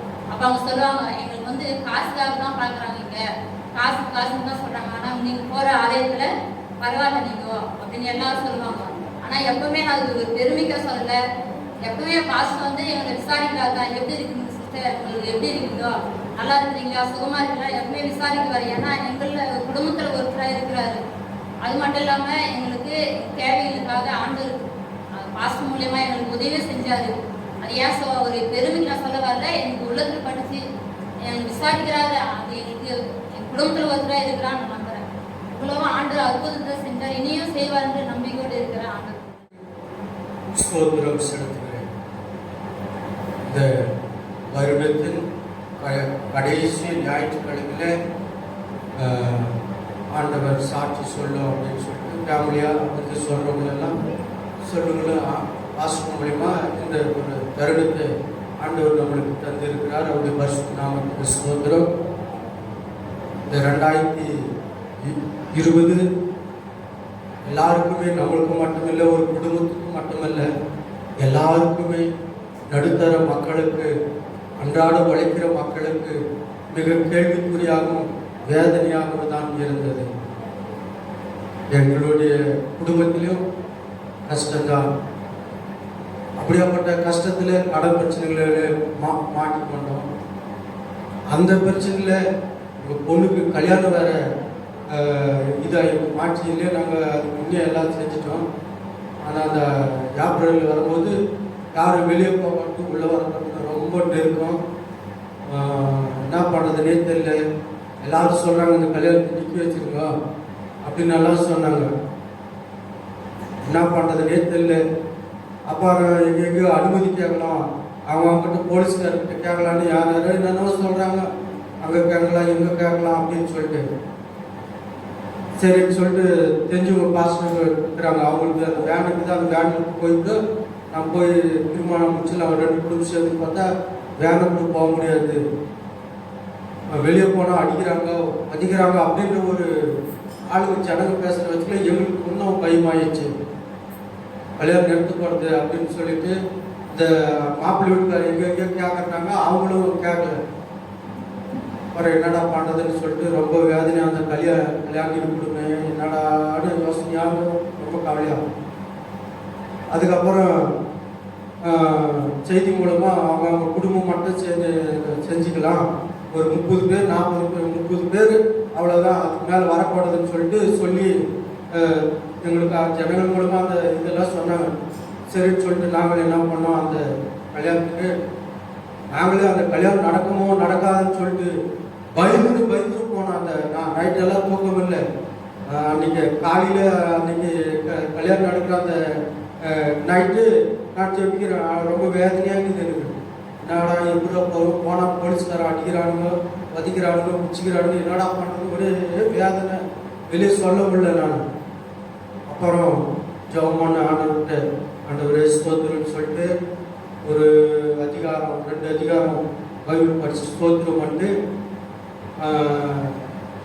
திரும்ப ஒரு பாட்டை தான் நான் ஜபத்தோட்டத்துலேருந்து பாடினேன். அந்த எப்படா பாட்டு, எப்படா போலீஸ்காரன் அடிக்கவானுங்களா இல்லை பெஜலி போடுங்களான்னு. ஜபத்தோட்டத்தில் பாலைவன வாழ்க்கையில் பாதைகளை காண செய்தீரே அப்படின்னு அந்த பாடல் அறிவாக வரும். அந்த தண்ணீரை கடக்கும்போது என்னோடு இருக்கிறேன், ஆறுகளை கடக்கும்போது என்னோடு இருக்குன்னு சொல்லிட்டு அதெல்லாம் பாடும்போது அந்த பாலைவனம் அந்த பாதை மட்டும் திரும்ப பாடி அப்பா நல்ல ஒரு 4 மணி நேரம் நல்லா பாடி மனுஷங்கள்லாம் ஒரு நிம்மதி, ஒரு ஆறுதல் இருந்துச்சு. அதுக்கப்புறம் நாங்கள் என்ன பண்ணோம், வண்டியில் கூட போக முடியாதுன்றாங்க. அப்புறம் 4 மணி நேரத்துக்கு இருந்து 5 மணிக்கு வந்தால் போலீஸ் தொலை தாங்க முடியாது, முடிச்சுக்குவான்னு சொல்லிட்டு 4 மணிக்கு நானும் எங்கள் வீட்டில் எல்லாரும் குழந்தை குட்டியோட நடந்தே தான் போனோம். அந்த பஜார் வழியாக போய் நடந்தே தான் போனோம். அந்த அந்த போலீஸ் ஸ்டேஷனில் கூட போக முடியாது. போலீஸ் ஸ்டேஷன் பக்கம் சுற்றின்னு போய் அந்த மேல் ரோட்டு போய் கலந்து அங்கே போய் நடந்தே தான் போயிடும். போயிட்டு ஆண்டவர் கிருபையினால அங்கு தயிர் வர வச்சு வீட்டாண்டே தான் ஒரு 30-40 பேரை வச்சு கல்யாணம் நடந்துச்சு. ஆண்டவருடைய பரிசுத்த நாமத்துக்கு ஸ்தோத்திரம். இன்னும் பண தேவையில்லாமல் ரொம்ப திண்டாட்டிட்டேன், ரொம்ப கஷ்டம். எங்கே போனாலும் நமக்கு யாரும் எல்லாம் கஷ்டங்கிற ரொம்ப வேதனைப்பட்டேன். அப்புறம் ஆண்டவர்கிட்ட ஜெபம் பண்ணி எங்கள் தெரிஞ்சவங்க மூலமாக போய் ஒரு இடத்துல வாங்கி அந்த காரியங்கள் எல்லாம் செய்ய ஆண்டவர் எனக்கு உதவி செஞ்சார். அது மாத்திரமில்லை, எங்கள் 2 பசங்க அவங்களும் கொஞ்சம் உஷாராக எனக்கு கொஞ்சம் நல்ல உதவியாக இருந்தாங்க. அவங்களும் கடன்பட்டாங்க.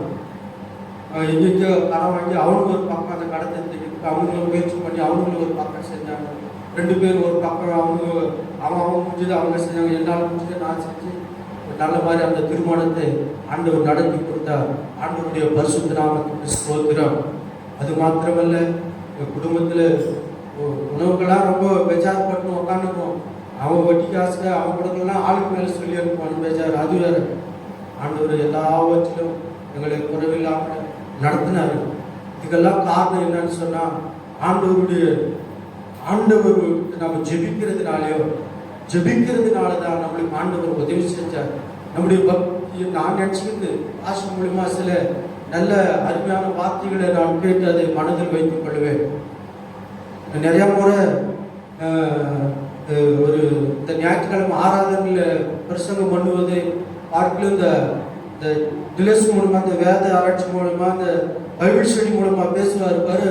அவ்வளோ அந்த வார்த்தைகள் எல்லாம் எனக்கு ரொம்ப ஆசீர்வாதமான வார்த்தைகளாக இருக்கும். அவ்வளோ அருமையாக சொல்லுவார். அந்த வேத ஒத்துட்டு அதெல்லாம் நல்லா இருக்கும் எனக்கு. அதனால தான் யார் வந்தாலும் நான் அந்த நேரத்தை அந்த பைபிள் ஸ்டடிக்கெல்லாம் நான் வந்துடுவேன். பஞ்சப்படுத்த 2 மணி நேரம் 2.5 மணி நேரம் அதை நடத்துகிறாரு. செய்தி கொடுக்கறதுக்கு ஒரு 20 நிமிஷம் 1/2 மணி நேரம் தான் தருவார். இதெல்லாம் நான் ஆரம்ப காலகட்டத்திலேருந்தே அவர்கிட்ட நான் கரெக்டாக நான் ஒண்டி உட்காந்து இந்த தேவராஜையை வந்து உட்காந்துவார்.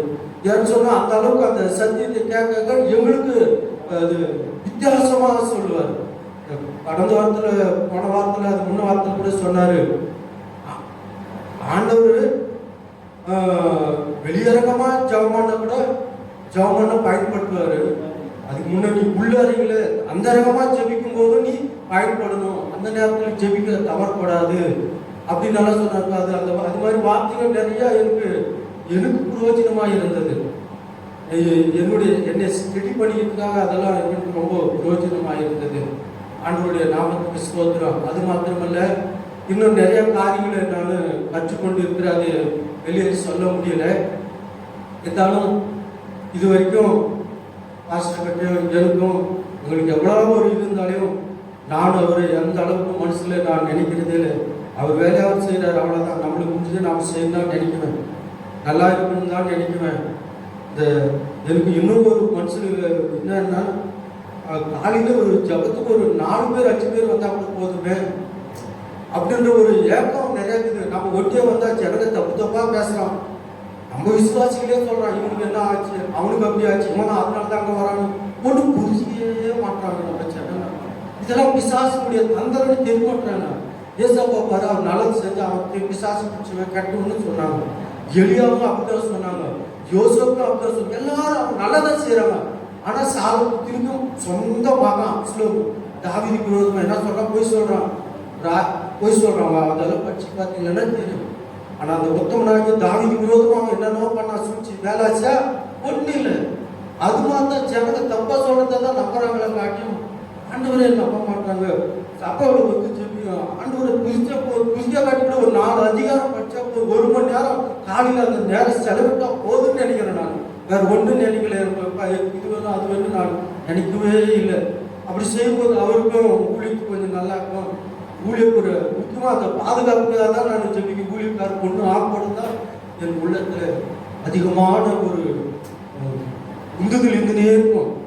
இந்த காரை வாங்கிட்டு சந்தோஷமா இருந்தது. ஆனால் எனக்கு என்ன தெரியுமா, அவருக்கு ஒன்றும் ஆகப்படுது. ஏன் பாஸ்டர் அங்கே இருக்கிறது எத்தனை நீ வீட்டிலே நிற்கும் தானே அப்படின்னு எனக்குள்ள எண்ணத்துலேருந்து நான் கேட்டேன். சரி அங்கே எங்கேயும் இடத்துல பார்க்க வாட கொடுங்க நிற்க வச்சுக்கிறேன்னு சொன்னார். நான் 50 ஆகிட்டேன்.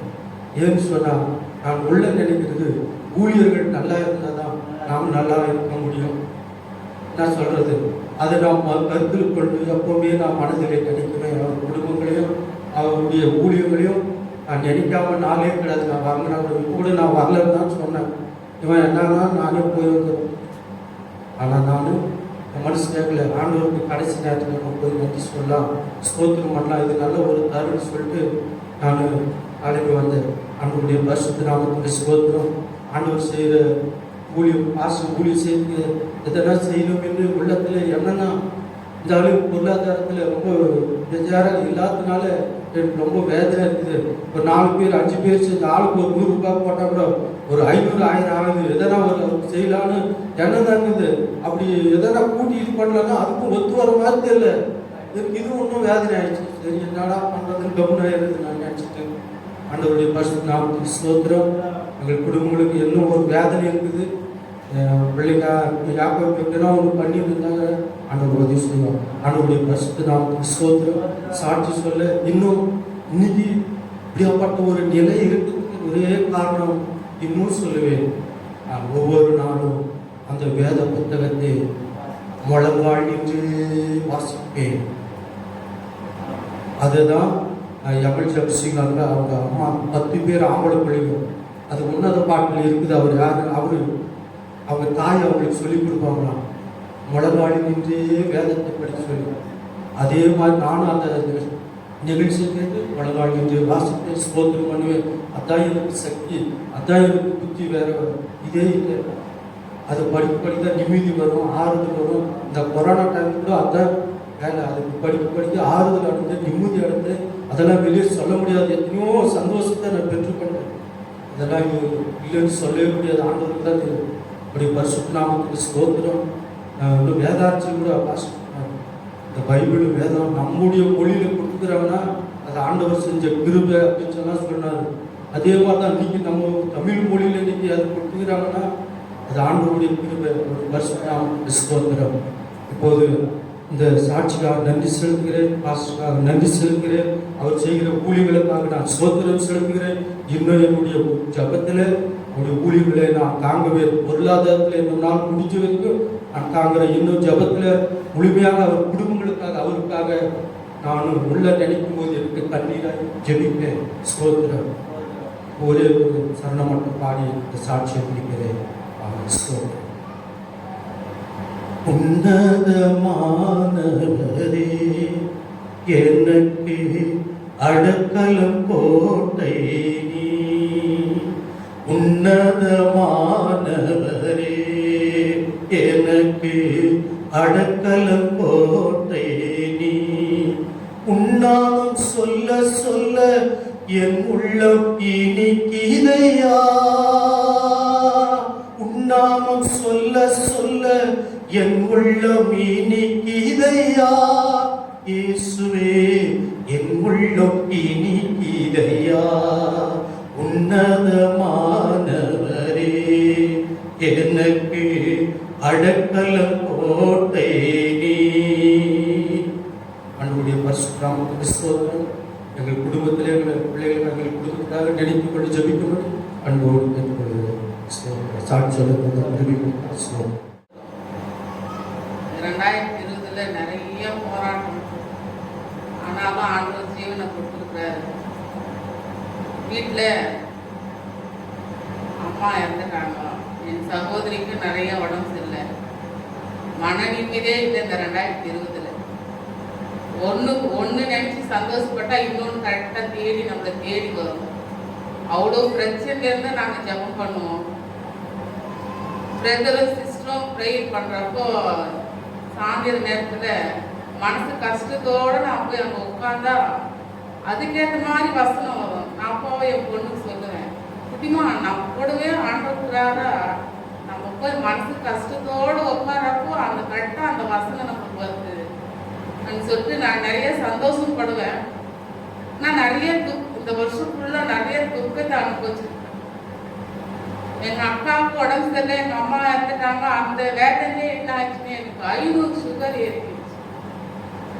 ரொம்ப கால் வலி அன்று இவ்வளோ பலவீனமாக இருக்குன்னு சொல்லி சுகர் டெஸ்ட் பண்ணால் 500 ஆயிடும். எல்லாம் சொன்னாங்க அவங்க இறந்துட்டாங்க, அவங்கள நினச்சி நீங்கள் வருத்தப்பட்டா அவங்க உடம்பு போயிடும், உங்களுக்கு பசங்கள்லாம் இருக்கிறாங்கன்னு. ஆனாலும் மனசு ரொம்ப வலிக்குது.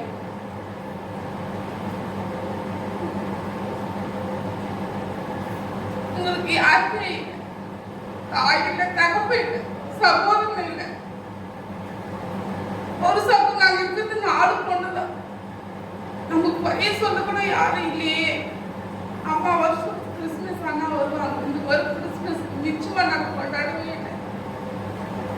அம்மா எந்த குறைனாலும் என் சகோதரிகிட்ட சொல்லுவேன், என் தாய்கிட்ட சொல்லுவேன். இந்த குறை சொல்ல கூட ஆள் இல்லையே சொல்றா, எங்களுக்கு நீ தாயாக இருங்க, தகப்பனா இருங்க, எனக்கு இவ்வளோ கதவிலமா இருக்குன்னு ஆண்டவர்கிட்ட சொன்னா இருக்கிற கதத்தோடு போராடு உன்னோட நான் இருப்பேன். ஆண்டவர் அடிக்கடி இருதயத்துல பேசுவார். பைபிள் படிக்கிறப்பெல்லாம் கண்ணீர் விட்டு அழுவேன். ஆனாலும் அந்த வசனம் எனக்கு ஏற்ற மாதிரியே தான் வரும். சரி, நம்ம இவ்வளோ பலகனி இருந்தாலும் ஆண்டவர் ஜீவனை கொடுத்துருப்பாரு. என் கணவர் இந்த லாக்டவுன் காலத்துல வெளியே போகக்கூடாதுன்னு சொல்லுவாங்க. அப்பெல்லாம் வெளியே போவார். ஏசப்பா எத்தனையோ பேர் கொரோனா வந்து எங்களுக்கு யாருமே இல்லை, எங்களுக்கு நீங்க தான் ஆண்டவரே பணியா இருக்கணும். அவர் போகையில வருகையில் ஆண்டு பாதுகாத்தார். அதற்காக கோடி நன்றி. எங்க பொண்ணுக்கு நாங்க பொருத்தனை பண்ணிக்கணும். அப்படியே அலர்ஜி வரும், ஸ்கின் அலர்ஜி அப்படியே ரெட் ஆயிடும். நான் பொருத்தனையோட வேண்டிக்கினேன், ஆண்டவரே இந்த குழந்தை நீ கொடுத்த குழந்தை 6 வருஷம் இல்லாம என் பொண்ணு பிறந்தா. ஆனா ஆண்டவர் சத்தியத்தினாலதான் அந்த பொண்ணு பிறந்தா. அவளுக்கு இது மாதிரி நிலைமையான்னு சொல்லி நான் பொருத்தனையோட வேண்டிக்கினேன். இன்னும் வரைக்கும் அந்த குழந்தைக்கு அந்த அலர்ஜி வரவே இல்லை. அதுக்காக கோடி நன்றி சொல்றேன். பாப்பா பேச கர்த்தருடைய பரிசுத்த நாமத்துக்கு ஸ்தோத்திரம். ஏசப்பா எனக்கு நிறைய அதிசயங்கள் பண்ணியிருக்காரு. நானும் இது வரைக்கும் ஒரு சாட்சியம் சொன்னதில்ல. நான் 11th 12th படிக்கும் போது எனக்கு ஒவ்வொரு டைம் எக்ஸாம் எழுதும் போது தடங்கள் வந்துட்டே இருக்கும். கை உடஞ்சிடும், அலர்ஜி வந்துடும், ஃபீவர் வந்துடும், அப்புறம் சிக்கன் பாக்ஸ் வந்துச்சு. இந்த மாதிரி ஒவ்வொரு டைமும் ஏசப்பா என்னை சாட்சியா நிற்க வச்சிருக்காரு. நான் வெளியூர்ல போய் படிக்கிறேன்னு எனக்கு மம்மி டாடி இல்லையே, எனக்கு ஒவ்வொரு டைம் எதனா வந்துன்னா என்னை யாரும் பார்த்துக்குவான்னு சொல்லி நான் நினைச்சேன். ஆனா அங்க போயிட்டு இது வரைக்கும் எனக்கு ஒண்ணுமே வந்ததில்லை, ஃபீவர் கூட வரல. ஏசப்பா என்னை சாட்சியா நிற்க வச்சாரு. ஏசப்பா நிறைய பேர் என் கண்ணு முன்னாடியே சொல்லுவாங்க, நீ எல்லாம் எங்க டாக்டர் படிக்க போறியா அப்படின்ட்டு. அவங்க முன்னாடியே தான் என்னை சாட்சியா நிற்க வைத்த கர்த்தருக்கு ஸ்தோத்திரம். இந்த வருஷம் எனக்கு வாக்குத்தத்தம் நித்திய கிருபையுடன் ஒரு மேல் இருக்க வேண்டும் கொடுத்தாரு. அந்த மாதிரி ஏசப்பா என் மேல இறங்கி என்னை ஞானஸ்தானம் எடுக்க வச்சாரு, என்னை சாட்சியா நிற்க வச்சாரு. இந்த 3 weeks தான் வந்து ஏதோ ஒரு கஷ்டமாவே இருந்துச்சு. சர்ச்சுக்கு வரும்போதெல்லாம் ஏசப்பா ஏதோ எங்களுக்காகவே வாக்குத்தத்தம் கொடுத்த மாதிரி எங்ககிட்டயே பேசுற மாதிரி இருக்கு. ஒவ்வொரு டைம் நான் வந்து பைபிள் படிக்கும் போது வேர்சஸ் கேட்கும் போதெல்லாம் ஏசப்பா எங்க கூடவே பேசுற மாதிரி இருக்கு. இவ்வளோ நாள் ஏசப்பா எங்களை பார்த்து வந்ததுக்கு நன்றி. இந்த வருஷத்துல இன்னைக்கு கூட பாருங்க, மன கஷ்டத்தோட தான் வந்தோம். கொஞ்சம் சின்ன பிரச்சனை, அது எங்களுக்காக பிரச்சனை வரதில்லை, தேவையில்லாத வீண் பிரச்சனை நம்மள வீடை தேடி வருது. நம்ம எவ்வளோ இதாகும். எங்க தெருவில் வந்து யாரும் கிறிஸ்துவ இல்லை, நாங்க மட்டும்தான் கிறிஸ்துவ இல்லை, எல்லாம் அந்நிய தேவர்கள் வணங்குறவங்க. அவங்க முன்னாடி நம்ம எப்படியாவது நிலைச்சு நிற்கணும்னு நினைக்கிறோம், யாராவது தேவையில்லாத பிரச்சனை வந்து நுழைஞ்சிடறாங்க. ஆனா இது வந்து அது வந்து எங்களுக்கு ஒரு பாடம், எனக்காக இல்லை, என் புருஷனுக்காக அது ஒரு பாடம். அவர் வந்து ஆண்டவருக்கு கீழ்படுறதில்லை, எப்படியாவது அவரை சந்திக்கணும், என் குடும்பம் ஆண்டவருக்காக வாழணும். எல்லாம் சொல்லுவாங்க, நீங்க ஞானஸ்தானம் அங்கே தானே எடுப்பீங்க, நீ எங்க சர்ச்சுக்கு வந்துருங்கன்னு ஒரு பிரதர் சொன்னாரு. நான் சொன்னேன், வாழ்ந்தாலும் நான் என்னை ஆண்டவர் அந்த இடத்துல தேர்ந்தெடுத்தாரு, நான் அந்த இடத்துக்கு தான் போவேன், நான் அந்த இடத்துல தான் வாழுவேன், நான் செத்தாலே அங்கதான் என்னை இதெல்லாம் செய்யணும். அவங்க நான் பிரதர் கிட்ட சொல்லுவேன், பிரதர் நீங்க எனக்கு நான் உங்களோட தான் இருப்பேன். பிரதர் கிட்ட சொல்லுவேன், நான் நீங்க எங்க எங்களை கூப்பிடுறீங்களோ அங்க நாங்க வரணும். அந்த பிரதர் அதனால எங்ககிட்ட பேசுறதே இல்லை, பேசலனா கூட பரவாயில்ல, இனி ஆண்டு எந்த இடத்துக்கு அழைச்சாலும் அந்த இடத்துல நான் வேறுனி ஆழ மரமாட்ட நான் வளர்ப்போம். வசனம் நிச்சயமா பிரதர் வந்து சிஸ்டரும் பேசுறப்போ அந்த மனசு ரொம்ப சந்தோஷத்தோடு இருக்கும். மனக்கவலையோட போய் உட்கார்ந்தப்போ மன சந்தோஷத்தோட நிறைவோடு வரும். ஆண்டு ஒரு 100 வருஷம் நீண்ட ஆயுளோட நோய் நொடி இல்லாம வச்சிருக்கணும். அதுக்காக கோடி நன்றி. எங்க குடும்பத்துல ஒரு சின்ன பிரச்சனை, அந்த பிரச்சனைக்காக நீங்க எங்க குடும்பத்துக்காக ப்ரேயர் பண்ணுங்க. தேவையில்லாத பிரச்சனை வந்து எங்களை ஆட்கொண்டு இருக்குது. அதுக்காக எங்க புருஷன் முதல்ல சந்திக்கணும், என் பையனை முதல்ல சந்திக்கணும். ஏன்னா நாங்க ஜெபிச்சா மட்டும் சத்துரு அவங்க மூலியமா எங்க கூட வராங்க. அதனால மனக்கவலை, இது கால் வலி எனக்கு நிறைய வருது. அதுக்காக எனக்காக எங்க குடும்பத்துக்காக ப்ரேயர் பண்ணுங்க. இந்த நேரத்தில் கர்த்தருடைய சாட்சியாக இருக்க வைக்கிறதுக்காக நான் கர்த்தரை துதிக்கிறேன். 2020 கர்த்தர் எத்தனையோ காரியங்கள் எனக்கு செய்திருக்காரு. அது அத்தனையும் சொல்லவே முடியாது. அதில் ஒரு சில காரியங்களை மட்டும் சொல்லணும்னு நான் இந்த நேரத்தில் வாசிக்கிறேன். முதல்ல வந்து 2020 நியூ இயர் சர்வீஸ் அப்போ வந்து ஜெபிக்கிறோம்.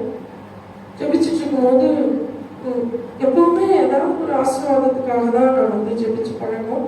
ஆனால் இந்த வருஷம் வந்து நான் ஜெபிச்சது என்னையும் அறியாமல், ஆண்டவரே நாங்கள் 2021க்குள்ள நாங்கள் குடும்பமாக ஜீவனோட பிரவேசிக்கிறோம் அப்படின்னு சொல்லி நான் கதறி அழுறேன். அது எனக்கு அப்பவே ஏன்னு புரியல. ஏன் இந்த காரியத்துக்காக இப்படி அழுதுட்டு இருக்கோம்னு நானே நினைக்கிறேன், ஆனால் எனக்கு புரியல. ஆனால் அதுக்காக தான் நான் ஜெபிச்சினேன். சரி நான் அப்புறமா ஃபீல் பண்ணேன், ஐயோ அந்த நேரத்தில் நம்ம வேற எதுக்காக கூட கேட்டுக்கலாமே அப்படின்னு. எனக்கு அப்போ தெரியாது இந்த மாதிரி ஒரு சூழ்நிலை வரும். அதுலேயும் முக்கியமாக இந்த கொரோனாலாம் ஆரம்பித்த அப்புறமா வந்து வயதானவங்களுக்கும் குழந்தைங்களுக்கும் அது அதிகமாக பாதிக்கும் அப்படின்றத கேட்டதும் எனக்கு ரொம்ப பயந்துட்டேன். இப்போ நான் உணர்ந்தேன், ஒருவேளை இது நிமித்தமாக தானே பழக்கம் அப்படி ஜெபிக்க வச்சாரோ கர்த்தர் அப்படின்னு சொல்லி நான் நினச்சேன். கர்த்தருக்கு ஸ்தோத்திரம்.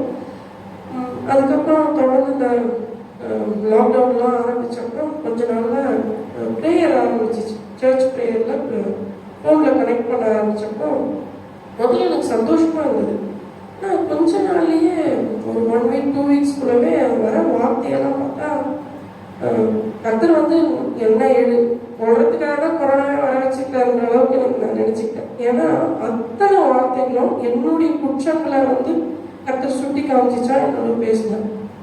ஒரு ஸ்டேஜில் தினம் ஆடவே இன்னைக்காவது நீர் என்னோட ஆறுதலாக பேசுவீங்கன்னு பார்த்தா அந்த மாதிரி இல்லை, எல்லாமே எனக்கே தான். இப்போ நான் ஒப்பு குடித்தோடனே ஒரு ஸ்டேஜில் வந்து நான் குழந்தைய கருத்தில் ஒப்பு கொடுக்குறாங்கன்ற அளவுக்கு நான் நினச்சிட்டேன், ஒப்பு கொடுத்துட்டேன். அந்த அளவுக்கு ஆயிடுச்சு. அதுக்கப்புறமா தான் ஆவியானவரை கொஞ்சம் கொஞ்சமாக அந்த வெளியே கொண்டு வந்து என்னை அதிகமாக திருத்தி எத்தனையோ வருஷமாக கர்த்தருடைய கிருபையில் விசுவாச வாழ்க்கையில் வாழ்ந்துட்டு இருந்தாலும் இந்த லாக்டவுன் வந்து எனக்கு ரொம்ப ஆசீர்வாதம். குடும்பத்தில் நெருக்கம் தான், ஸ்கூல் நடக்கலை, வருமானம் இல்லை, ரொம்ப நெருக்கம், ஒரு மாதிரி சூழ்நிலை தான். இருந்தாலுமே என்னை பொறுத்தவரைக்கும் தனிப்பட்ட விதத்தில் எனக்கு இது ரொம்ப ஆசீர்வாதமானது. நல்ல ஒரு ஜெபம் இல்லை, தனிப்பட்ட விசுவாச வாழ்க்கையில் கர்த்தர் என்னை புதுப்பிச்சுட்டு இருக்கிறத நான் நல்லா உணர முடியுது. அடுத்து இந்த லாக்டவுனில் அம்மா வந்து ஒரு நாளைக்கு ஒரு புது சிக்னஸில் சிக்காயினே இருப்பாங்க. ஒன்றுத்துக்காக போராடி ஜபிச்சு முடிச்சு அது நல்லா ஆனா போகாது உடனே அனுபவம் வந்துடும். இந்த மாதிரி ஜவுமணி கடைசியில் ரொம்ப ரொம்ப இதுவாயிடுச்சு. ஐயோ இவ்வளோதானான்ற நிலைமைக்கு வந்துருச்சு. ஆனால் ஒரு முறை ஒரு மாதம் முடிய போகுது. அப்போ நான் ரொம்ப பயங்கரமாக நான் உடஞ்சி போய் என்ன ஆடவே நீர் பண்ணின வாக்குத்தம் வேற ஆயிடுச்சேன். எங்கள் அம்மாவுக்கு சுகத்தை தரவேன் நீ வாக்கு பண்ணினேன் இந்த மாதிரி போயிட்டு இருக்குதே அப்படின்னு சொல்லி நான் கிளம்பும் போது கத்தர் அப்போதான் எனக்கு அந்த வாதத்தில் வாக்குத்தத்துக்கு அம்மாக்காக கத்தர் கொடுத்தாரு. ஒரு வேதனை நீ சுகமாயிரு. அப்புறம் அந்த வாக்குத்தத்தை பெற்றுக்கொண்ட பிறகும் அது அப்படியே தான் கண்டினியூ ஆகினது. ஆனால் தொடர்ந்து அந்த வாக்குத்தங்களை சொல்லி சொல்லி ஜபிக்க கர்த்தருக்கு ஸ்தோத்திரம். ஏதோ இந்த லாக்டவுன்லாம் முடியறதுக்குள்ள கர்த்தர் அம்மாவுக்கு நல்ல சுகத்தை கொடுத்து சபைக்கு கடந்து வரவும் கர்த்தர் உதவி செய்தார். கர்த்தருக்கு ஸ்தோத்திரம்.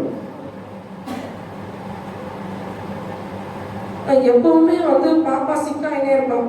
லாக்டவுன் சொல்லவும் நான் முதல்ல பயந்ததே எதுக்குன்னா, ஐயோ இப்போ ஹாஸ்பிட்டல் கூட இருக்காதே, இவன் எப்பவுமே சிக்கா ஆகிறவன் இவளை நான் எந்த ஹாஸ்பிட்டலுக்கு கூட்டு போய் என்ன ட்ரீட்மெண்ட் கொடுப்பேன்னு நான் பயந்துட்டேன். நான் கர்த்தருக்கு ஸ்தோத்திரம். இவன் இந்த லாக்டவுனில் ஒரு நாள் கூட சிக்கே ஆகலை, சிக்னஸே வரல, மெடிசனும் தேவைப்படலை. ரொம்ப கர்த்தரோட சுகத்தோடு வச்சுருந்தாரு. அடுத்து எங்கள் குடும்பத்தில் வந்து எப்பவுமே ஒரு சமாதானம் இருக்காது. வெளியே பார்த்தா வேணா நாங்கள் நல்லா இருக்கிற மாதிரி தெரியலாம், ஆனால் உள்ளுக்குள்ளே எங்களுக்கு சமாதானம் கிடையாது. நிறைய நேரத்தில் எங்களுக்கு ஒருத்தருக்கு பேச்சுவார்த்தையே இருக்காது. இப்படி தான் எங்கள் குடும்பம் போகும், ஒரு அண்டர்ஸ்டாண்டிங் கிடையாது. ஒரு பயங்கர கஷ்டமாக இருக்கும், சில நேரத்தில் வேதனையாக இருக்கும். ஆனால் இந்த இது ஆரம்பித்த அப்புறம் ஆரம்பத்தில் கொஞ்சம் அப்படியே தான் இருந்தது. ஆனால் போக ஏன்னா நாங்கள் 24 மணி நேரமும் ஒன்றா தான் இருந்தால் ஆகும். இப்போ கர்த்தர் எங்களுக்குள்ள ஒரு நல்ல ஒரு மாற்றத்தை, ஒரு அண்டர்ஸ்டாண்டிங்கை, ஒரு அன்பை, ஒரு அந்யோன்யத்தை வந்து குடும்பத்தில் கொடுத்துருக்காரு. கர்த்தருக்கு ஸ்தோத்திரம். இது வந்து நல்ல செழிப்பாக நல்ல விசாலத்தில் இருந்த போது இல்லை. ஆனால் இப்போ வந்து கர்த்தர் நல்ல ஒரு அன்பை, ஒரு நல்ல ஒரு மாற்றத்தை எங்கள் குடும்பத்தில் கொடுத்துருக்காரு. கர்த்தருக்கு ஸ்தோத்திரம். இது வந்து எங்கள் எல்லா ஸ்கூல்ஸ்லேயும் ஆன்லைன் கிளாஸஸ் ஆரம்பிச்சிச்சு. ஆனால் எங்கள் ஸ்கூலில் ஆன்லைன் கிளாஸ் ஆரம்பிக்க முடியல. ஏன்னா ஆரம்பிச்சிடலாம் அப்படின்னா அதுக்கு ஒரு ரீடிங்கே இல்லை. நானும் ஜபிக்கிறேன், என்ன நான் பண்ணுறேன், ஒன்றுமே நடக்கலை. ஏன் ஆன்லைன் கிளாஸ் இல்லைன்னு எல்லாரும் கேட்குறாங்களே தவிர அதுக்கு என்ன பண்ணுறதுன்னே எனக்கு தெரியல. எனக்கு உள்ள ஒரு இது கண்டிப்பாக எனக்கு தெரியும். என்னன்னா கர்த்தர் நம்ம கொடுக்காம நம்மளா ஒன்று செஞ்சோம்னா அதுக்கு தொடராது. அதனால கர்த்தருக்காக நான் காத்திருக்கிறேன். என்ன ஆச்சுன்னா ஜூலை போச்சு, ஆகஸ்ட்டும் முடிஞ்சிருச்சு. இப்போ எனக்குள்ள ஒரு ரொம்ப இதுவாயிடுச்சு. நான் வந்து இந்த வருஷமே இப்படி போயிடும் போல இருந்தே, இந்த அளவுக்கு ஆயிடுச்சு அப்படின்னு சொல்லிட்டு செப்டம்பருக்கு மேலே தான் கர்த்தருடைய கிருபை நான் அதுக்காக செபிச்சுட்டே இருக்கும்போது திடீர்னு ஒரே நாள் ஒரு நிமிஷத்தில் கர்த்தர் ஒரு ஆலோசனையை கொடுத்து அடுத்த நாளே ஸ்டாஃப் மீட்டிங் போட வச்சு அடுத்த நாளே கர்த்தர் அந்த காரியத்தெல்லாம் வாங்கி செய்து ஒரே வாரத்தில் ஆன்லைன் கிளாஸஸை ஆரம்பிக்க கர்த்தர் உதவி செய்தார். பெரிய காரியம் எங்கள் பள்ளியில் கர்த்தர் அதை செய்தார். அடுத்து எங்கள் குடும்பத்தில் வருமானம் இல்லை, ஆனாலும் கர்த்தர் நிறைவாக எங்களை நடத்தி வந்தார். கர்த்தருக்கு ஸ்தோத்திரம். கர்த்தர் தாமே எங்களை சாட்சியம் இருந்ததுக்காக நான் கர்த்தருக்கு நன்றி செலுத்துறேன். இதுக்கு முன்னாடி கேட்டிருக்கேன், பட் எனக்கு எதுவும் அந்த சாமி அவ்வளோவா தெரியாது. இந்த சாமி கேட்கும்போது தனியாக நான் எங்கள் ரூமில் படுத்துட்டு கேட்கும்போது அந்த சாமியில் ஒரு வீடியோ எனக்கு பிடிச்சிருந்தது. ஒரு குயவன் வந்து ஒரு களிமண்ணை பிசைஞ்சு அது அந்த களிமண் படாத பாடுபடும், ஏதோ போட்டு உடைப்பாரு, குத்துவார், ஏதேதோ பண்ணி அந்த ஒரு பானையை செய்வார். அதுக்கப்புறம் அந்த பானை பார்க்க அழகாக தெரியும். சரி, அந்த நான் ரிப்பீட்டடாக அந்த வீடியோ பார்த்தேன். இந்த சாங் நான் ஒரு தடவை கேட்கும் போதும் எனக்கு அந்த சாங் ஃபர்ஸ்ட் டைம் கேட்கும், அதாவது இந்த இயரில் கேட்கும்போது எனக்கு தோணுச்சு, நம்ம சாட்சி சொல்லணும், இந்த சாங் அதெல்லாம் பாடணும். ஏன்னா அதை நான் அந்த சாங் முன்னாடி என்னை நடத்தி வந்துட்டாரு, நான் இதை தான் சாட்சியாக சொல்லணும்னு சொல்லி. அந்த ஒரு ஃபோன் கால் என்னோட லைஃப்பில் ஒரு இந்த வருஷத்தில் ஒரு பெரிய விஷயத்த பண்ணுச்சு. அப்புறம் நான் ரூமில் தனியாக இருக்கும் நிறைய யோசிப்பேன், இந்த மாதிரி நான் கூப்பிட்டு வந்தீங்க, இந்த மாதிரி நடத்தி வந்தீங்க, நான் அந்த மாதிரி நான் நிறைய யோசிச்சு ரூம்லேயே நல்லா தேங்க் பண்ணுவேன். எப்படின்னா லாக்டவுன் ஸ்டார்ட் ஆச்சு, அது முன்னாடி காலேஜ் ஃபீஸ் பே பண்ணது எல்லாத்தையும் நடத்தி வந்தார். நான் அதெல்லாம் சாட்சியாக சொல்லியிருக்கேன். என்னோட ரிசல்ட்ஸ், செமஸ்டர் எக்ஸாம்ஸ், மெயினாக மேக்ஸ் சப்ஜெக்ட் அதில் வச்சு நான் பயந்தது, அந்த ரிசல்ட்ஸ்லாம் எனக்கு ரொம்ப, அது உண்மையிலே எனக்கு பெரிய மிராக்கிள் தான். அப்புறம் இந்த லாக்டவுன் யாரும் எதிர்பார்க்கல, எல்லாரையும் அது ரொம்ப கஷ்டப்படுச்சு இந்த லாக்டவுனில். எனக்கு அந்த லாக்டவுனில் வருத்தத்தை விட நான் ரூம்க்கு அங்கே ரெண்ட் கட்டணும், அது எனக்கு ரொம்ப பெரிய பாரமாக தெரிஞ்சிச்சு. ஏன்னா இவ்வளோ பெரிய பேரண்ட்டை வீட்டில் போய் காசு கேட்க முடியாது, வாடகை காசு கொடுங்கன்னு சொல்லி.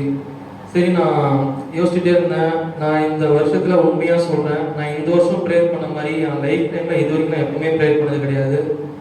இந்த வருஷத்தில் நான் என் காலேஜ் அதிகமாக போன வேண்டியோ சர்ச்சுக்கு அதிகமாக வந்துட்டேன். ஏன்னா காலையில் சர்ச்சுக்கு யாரும் வரமாட்டாங்க, சர்ச்சுலேயும் யாரும் இருக்க மாட்டாங்க. லாக்டவுன் வேறு.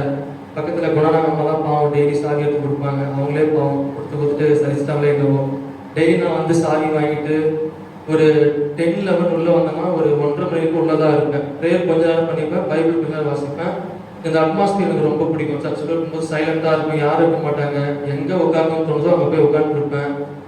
ரொம்ப நல்லா அமைதியாக இருக்கும். திடீர்னு அங்கே உட்காந்து பைபிள் படிப்பேன். எங்கே தோணுதோ அங்கே சேர் போட்டு உட்காந்து எவ்வாறு பைபிள் படிச்சுட்டு இருப்பேன். நான் மோஸ்ட்லி அதிகமாக 2020 டைம் ஸ்பெண்ட் பண்ணது இங்கே மட்டும்தான்.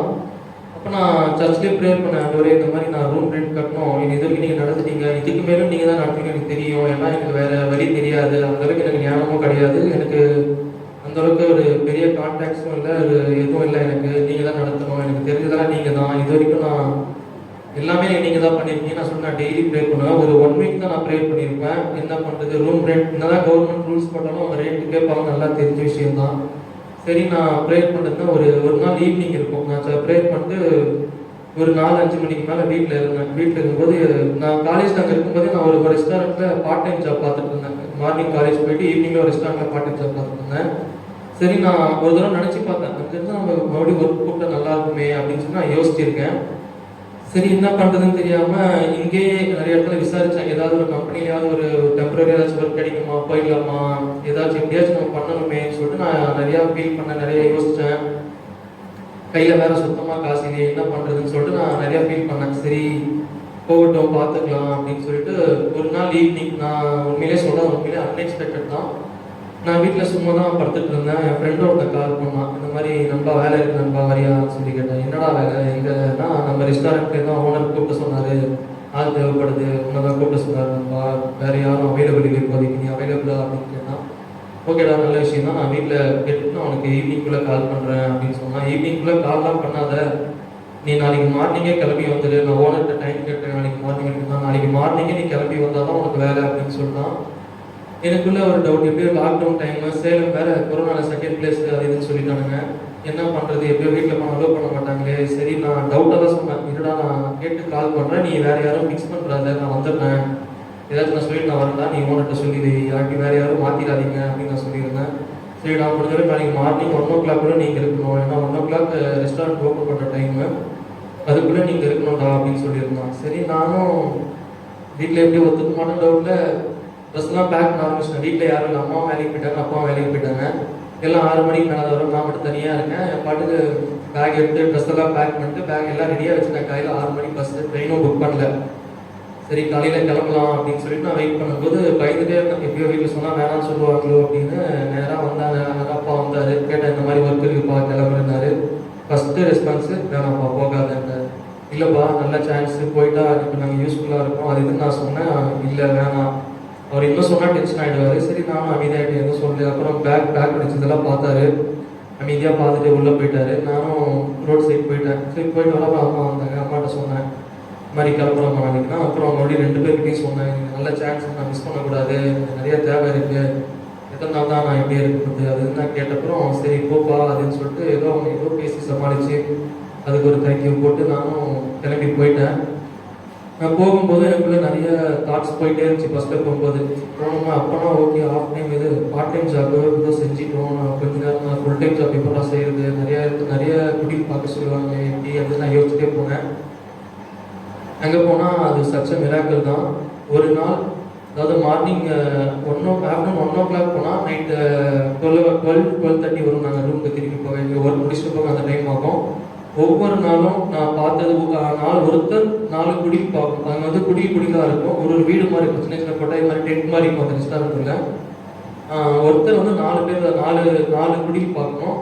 அந்த 4 குடில் பார்க்குறது ஒரு எவ்வளோ எக்ஸ்பீரியன்ஸ் வெயிட்டாக இருந்தாலும் அது கஷ்டம். அதிகமான கஸ்டமர்ஸ் அதிகமாக வந்துட்டாங்கன்னா அது ரொம்ப கஷ்டமாக இருக்கும். ஏன்னா ஆர்டர் அவங்ககிட்ட மாற்றி சொல்லணும், நம்ம செஃப் கிட்ட ஆர்டர் மாற்றி சொல்லிட்டு சிஸ்டமில் மாற்றி சொன்னால் நிறைய நம்ம பில் நம்ம மேலே போட்டுருவாங்க, இந்த மாதிரி நிறைய ப்ராப்ளம்ஸ் இருந்துச்சு. சரி நான் ஏதோ ஒரு இதிலே போனேன், சரி பார்த்துக்கலாம், செஞ்ச வேலை தானே ஃபுல் டே தானே பார்த்துக்கலாம்னு சொல்லிட்டு போனால் நாங்கள் எதிர்பார்க்கவே இல்லை. ஈஸியான 2 குடில் தான் கொடுத்தாங்க. அதுவும் ஃபர்ஸ்ட் லைனில் இருக்கிற ஃபேமிலிஸை பார்க்க 2 குடில் கொடுத்தாங்க. எனக்கு போகும்போது ரொம்ப ஆச்சரியமாக இருந்துச்சு. என்னடா இது, நம்ம எதுதான் நினச்சிட்டு வந்தோம், இங்கே வந்து பார்த்தா ரொம்ப சின்ன மேட்டாக இருக்குது. சரி பார்த்துக்கலாம், ஒரு சின்ன ஒரு கான்ஃபிடன்ஸ் இருந்துச்சு. சரி டே பை டே போக போக வீக்லி சேலரி வர ஆரம்பிச்சிருச்சு. நான் ரொம்ப பெருசாக நினச்சனோ அந்த நான் ரொம்ப பெரிய பாரமாக பார்த்து இந்த ரூம் ரெண்ட் தான். ரூம் ரெண்ட் எல்லாம் லாக்டவுனுக்கு சேர்த்து கணக்கு போட்டால் நாங்கள் இருந்த வரைக்கும் 5400 ருபீஸ் வந்துச்சு. நான்லாம் நினச்சே பார்க்கல, இவ்வளோ அமௌண்ட் நம்ம சேவ் பண்ணலாம், இவ்வளோ நம்ம செட்டில் பண்ணுவோம்னு நினச்சி நான் சுத்தமாக எக்ஸ்பெக்ட் பண்ணல. சரி நான் கொடுக்கும்போது எனக்கு அந்த காசை நான் எங்கள் ஹவுஸ் ஓனர்கிட்ட கொடுக்கும்போது ஒரு பெரிய சந்தோஷமாக இருந்துச்சு. என்னடா இது, நம்ம இவ்வளோ நம்மளால அது செஞ்சுட்டோம் அப்படின்னு ஒரு பெரிய விஷயம் மாதிரி தெரிஞ்சது. அது மட்டும் இல்லாமல் எனக்குன்னு சில கேட்ஜெட்ஸ் வேண்டியது தான் இருந்துச்சு. சரி, அதாவது இந்த வயசில் யூஸ் பண்ண பவர் பேங்க்கு, ப்ளூடூத் சார்ஜ், நல்ல மொபைல் அந்த மாதிரி வாங்கணும்னு ஆசையாக இருந்துச்சு. அந்த தேவையில்லாமல் சந்திக்கப்பட்டது. ஒரு ஷூ வாங்கணும், நிறைய ட்ரெஸ்ஸஸ் எடுக்கணும்னா அதாவது இந்த வயசுல எனக்கு என்ன தேவையோ அந்த ஆசைகள் இருந்துச்சு. அதெல்லாம் எனக்கு நல்லா தேவைப்பட்டது. அது மட்டும் இல்லாமல் இந்த இயர் ஸ்டார்ட் ஆகும்போது நான் லாஸ்ட் டைம் சாட்சி சொல்லும் போது நினச்சேன், இந்த வருஷமும் ஏதாவது பெரிய சாட்சியாக சொல்லணும்னா நான் இந்த ரூம் ரெண்ட்டு, இந்த லாக்டவுனில் நான் வந்தவே நிறைய கஷ்டங்கள், நிறைய நிறைய நல்லவங்களை ஆர்டர் லைஃப்பில் கொடுத்தாரு. நான் நிறைய பேரை மீட் பண்ணேன், அங்கே போயிட்டு நிறைய பேரை மீட் பண்ணேன். அது மட்டும் இல்லாமல் நிறைய நல்லவங்களை லைஃப்பில் கொடுத்தாரு. நிறைய நல்லது லைஃப் நடந்துச்சு.